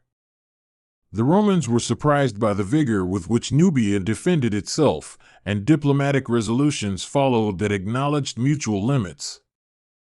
These interactions reshaped borders but also left cross-cultural artifacts. Roman glass and amphory turned up in Nubian sites, and Nubian gold and ivory glinted in Mediterranean markets. As centuries moved on, religious transformations altered Nubia's landscape again. Christianity arrived in the region by the 4th and 5th centuries CE, and it took distinct forms in Nubia's kingdoms of Nobatia, Makuria, and Alodia. Churches replaced temples and bishops replaced priests, but continuity persisted in art and ritual. Christian Nubia developed its own iconography, scriptural translations, and ecclesiastical structures, all anchored to the Nile and to local understandings of community and authority. The Meroitic political center eventually fragmented, and factors like environmental change, overuse of resources, shifting trade routes, and external pressure contributed to decline. Desertification crept in, and the economic web of long-distance trade frayed as new powers rose. Yet decline was not sudden nor total. Local polities persisted, adapting to new realities and integrating Christian and later Islamic elements into their social fabric. Through these transitions, the memory of the Black Pharaohs remained, sometimes in the form of architectural mimicry and sometimes as an ancestral prestige that local elites invoked. Archaeology became a modern vehicle to recover Nubia's stories, but it came with complications. Early explorers and scholars, often European, recorded sites and removed artifacts for museums, framing Nubia through lenses shaped by colonial assumptions. Their discoveries were invaluable in the sense that they preserved material culture and produced catalogs, but they also stripped context and sometimes damaged the very traces they sought to reveal. In the 20th century, more collaborative and contextual archaeology began to change the field, emphasizing local knowledge, conservation, and ethical agreements. The building of the Aswan High Dam in the 1960s precipitated one of the great rescue efforts in archaeological history because rising waters threatened to flood many ancient sites. An international campaign moved temples and monuments stone by stone, some relocated to higher ground, others documented and photographed before they were submerged forever. This dramatic mobilization led to a broader appreciation of Nubian and Egyptian heritage and forced the world to confront questions about heritage, development, and the value of the past to the living present. Yet not all monuments could be saved. Some were lost beneath the new reservoir, their tombs silenced by water. Others suffered from looting in times of political instability, when the need to survive overshadowed the imperative to preserve. Looted artifacts sometimes found their way into private collections and foreign museums, complicating later efforts at repatriation and study. These displacements of objects raise ethical questions about who owns the past and how to balance scientific inquiry with cultural respect. Today, Sudanese scholars, communities, and international partners work to steward Nubia's legacy with renewed commitment. Local voices are central to the reclaiming of narratives, and heritage projects prioritize the training of regional archaeologists, conservators, and museum professionals. These efforts reclaim a past that had too often been narrated by outsiders and aim to connect ancient ruins with contemporary identities. That reclaiming is not merely academic, it helps citizens see themselves in deep time and anchors contemporary claims to land and culture. The story of Nubia inflects how we think about Africa itself. For too long, Western scholarship minimized sub-Saharan achievements, and the existence of powerful African kingdoms like Kush complicates those simplistic histories. Nubia demonstrates that African civilizations created political complexity, artistic refinement, and technological innovation long before colonial vectors disrupted traditional histories. Embracing Nubia's legacy requires reorienting global narratives to include the continent's internal dynamics and its interactions with the wider world. Art and music keep lines to the past alive in ways that archaeology sometimes cannot capture. Nubian musical traditions, rhythmic patterns, and dance gestures carry echoes of ancient ritual and communal gathering, a cultural memory sung through generations. Textile patterns and beadwork continue in villages where craft passes from hand to hand, and the colors and motifs often contain signs of lineage and status. Even when stone has crumbled, human creativity persists, and these living arts are a direct continuation of a civilization that never wholly vanished. Language and oral lore preserve histories that written texts often overlook. In Nubia and adjacent regions, elders recall genealogies, migration tales, and myths that map peoples across centuries. These oral histories are dynamic and subjective, blending fact and symbol, but they are vital for understanding how communities construct meaning out of the past. When archaeologists and ethnographers listen attentively, they find that oral narratives often corroborate material evidence or open new avenues of inquiry. The materiality of daily life in ancient Nubia is richly instructive. Houses were made of mud brick or stone, shaded courtyards offered relief in the heat, and the marketplace was an acoustic of barter, gossip, and foreign tongues. Foodways mixed millet, sorghum, fish from the Nile, and meat from herds, spiced and salted and prepared in hearths tended by women who were often central to household economies. These domestic rhythms shaped social institutions, from marriage practices to inheritance rules, and they reveal the everyday world behind royal stele. Trade routes tell stories of movement and exchange, and Nubia sat at the heart of networks stretching into Central Africa and across the Red Sea. Caravans moved goods like incense, gold, and animal products, and with goods came ideas, fashions, and technologies. Ports along the Red Sea connected Nubia to Arabian and Indian markets, bringing exotic products that found their place in elite consumption and ritual. The mobility of goods mirrored the mobility of people, and many Nubians were simultaneously farmers, caravan managers, craftsmen, and mercenaries. The military capacity of Nubia was formidable, partly because the desert and cataracts required tactics different from those in the open plains.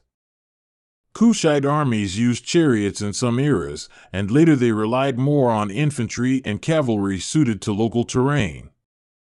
Their armor and weaponry were adapted to regional requirements, and the Black Pharaohs demonstrated strategic acumen in campaigns that balanced diplomacy and force. Military encounters with Egypt and Rome forced Kushite leaders to innovate, to negotiate borders, and sometimes to step back without surrendering dignity. Cultural resilience is perhaps the most important thread in Nubia's story. Despite external pressures, environmental shifts, and political upheavals, Nubian communities preserved core elements of identity. Even when rulers converted to Christianity or Islam, many local practices persisted in syncretic forms, layering new belief systems over older cosmologies. Those layers of cultural sediment tell us that identity is not a single thing but a palimpsest, constantly rewritten yet never entirely erased. Study of Nubia today is multidisciplinary, drawing on archaeology, linguistics, anthropology, paleobotany, and geology. Scientists extract cores from the Nile's floodplain and analyze pollen to reconstruct ancient diets and climates, helping to explain how agriculture evolved. Isotopic analysis of human remains reveals mobility and diet, and pottery studies map trade routes and aesthetic exchange. Each method contributes puzzle pieces to a mosaic of human experience that is far richer than any single discipline could create. There is also a profound human drama to the ruins, an emotional continuity that binds modern listeners to ancient actors. Stand in imagination before a temple doorway and you sense the same mix of awe and everyday life that moved worshippers centuries ago. The weathered reliefs are not simply art objects. They are conversation partners reaching across time, asking us to listen, to reconstruct motives, and to imagine the warmth of human breath in those sacred spaces. That intimacy makes history feel alive rather than dead. The idea of the Black Pharaohs forces us to rethink how race and power intersect in ancient contexts. Modern categories of race are not direct analogs to ancient identities, but the visibility of Nubian rulers in Egyptian iconography challenged later European assertions that African peoples were peripheral to ancient civilization. Reclaiming the dignity of Nubian rulers is also a corrective to narratives that have flattened Africa's complexity. It insists that Africa was not merely a source of raw materials but a seat of kings, architects, and scholars. Museums around the world hold Nubian artifacts that tell portions of the story, but the display of these objects has changed in tone and intent over time.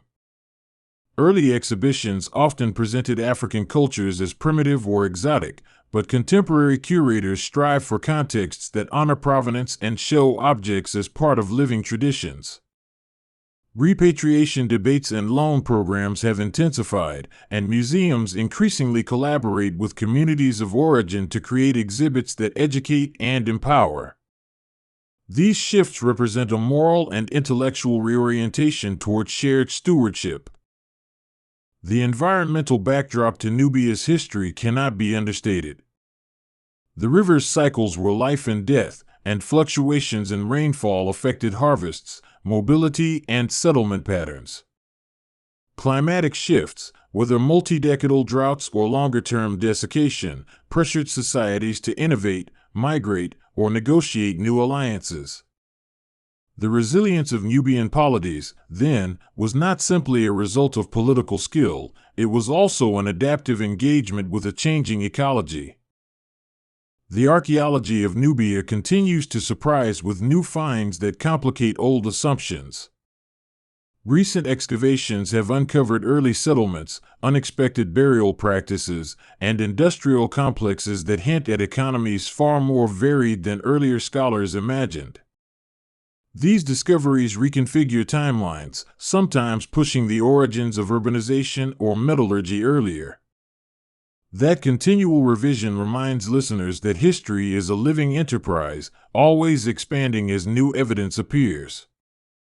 Nubian cosmology and ideas about the afterlife inform how people used objects and organized monuments.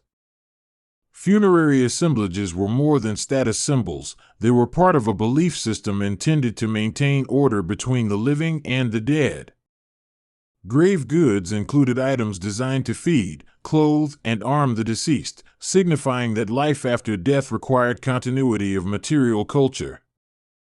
The placement of bodies, the direction of tombs, and the inclusion of inscriptions all formed a ritual geography meant to secure immortality for rulers and sometimes for elites. One of the most moving aspects of Nubian archaeology is the continuity of burial grounds, where generations lie layered beneath the sand. These cemeteries are testimonies of family lines, social hierarchies, and religious changes. In them, the skeletons and artifacts speak not only of an elite but also of ordinary people whose lives anchored production and reproduction.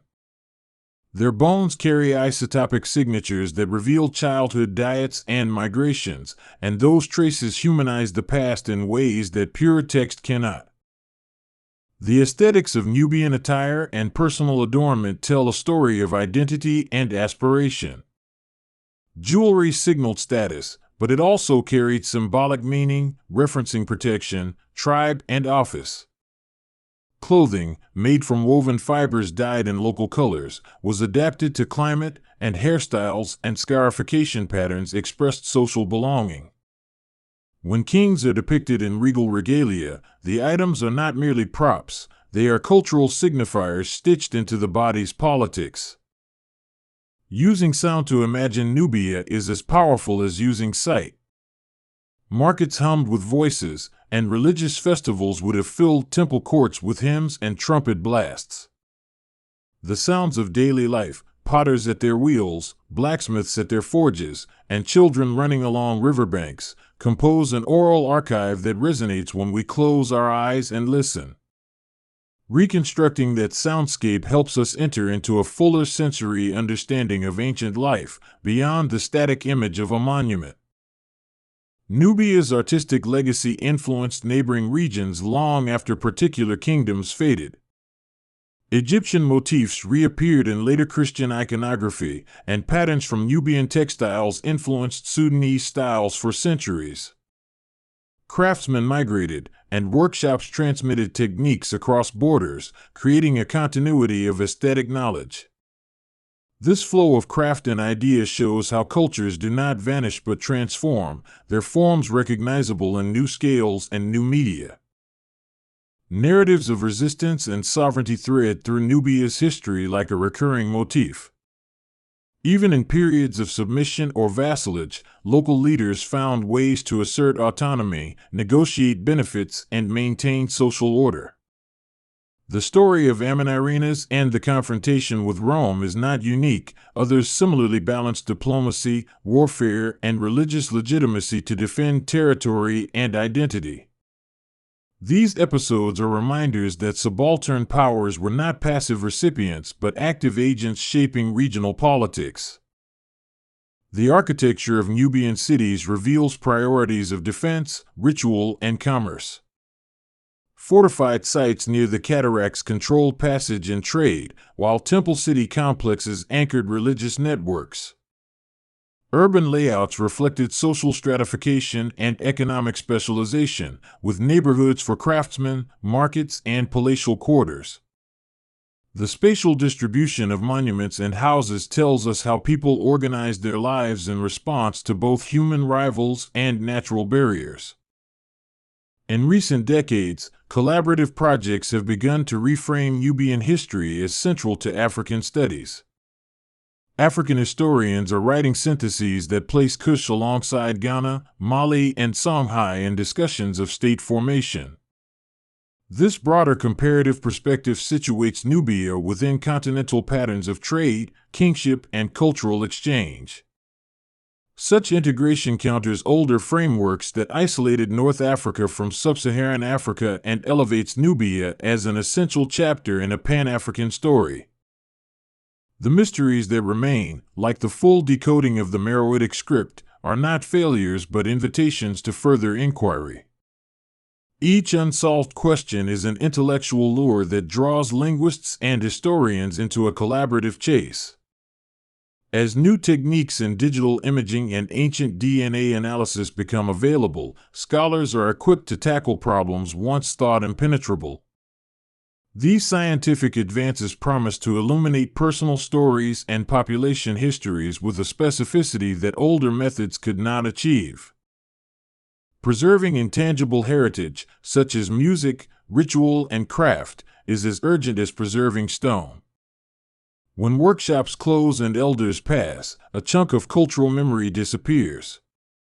Community initiatives that teach young people traditional weaving, beadwork, and song help to bridge generations and ensure that knowledge remains living.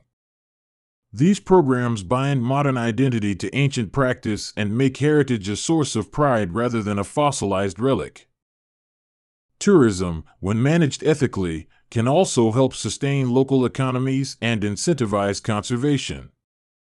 But it can be intrusive and commercializing if not regulated by communities who live with the sites. Sustainable tourism models prioritize local employment, education, and cultural sensitivity, turning visitors into temporary custodians rather than consumers. When tourists leave with a deeper appreciation rather than a trinket, heritage survives in healthier ways.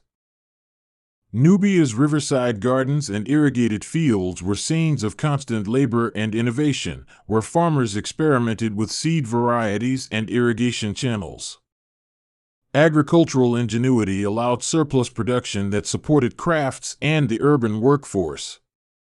Seasonal festivals of planting and harvest structured the year, and the cyclical nature of the Nile embedded a sense of time that was repetitive and renewing. That rhythm shaped theological notions of rebirth and ensured that cosmic cycles were reflected in human institutions. Scholars wrestle with competing sources, inscriptions, classical accounts, archaeological remains, and oral histories, and the process of synthesis is often messy. But the contradictions in source material are not a weakness, they are a map of historical complexity.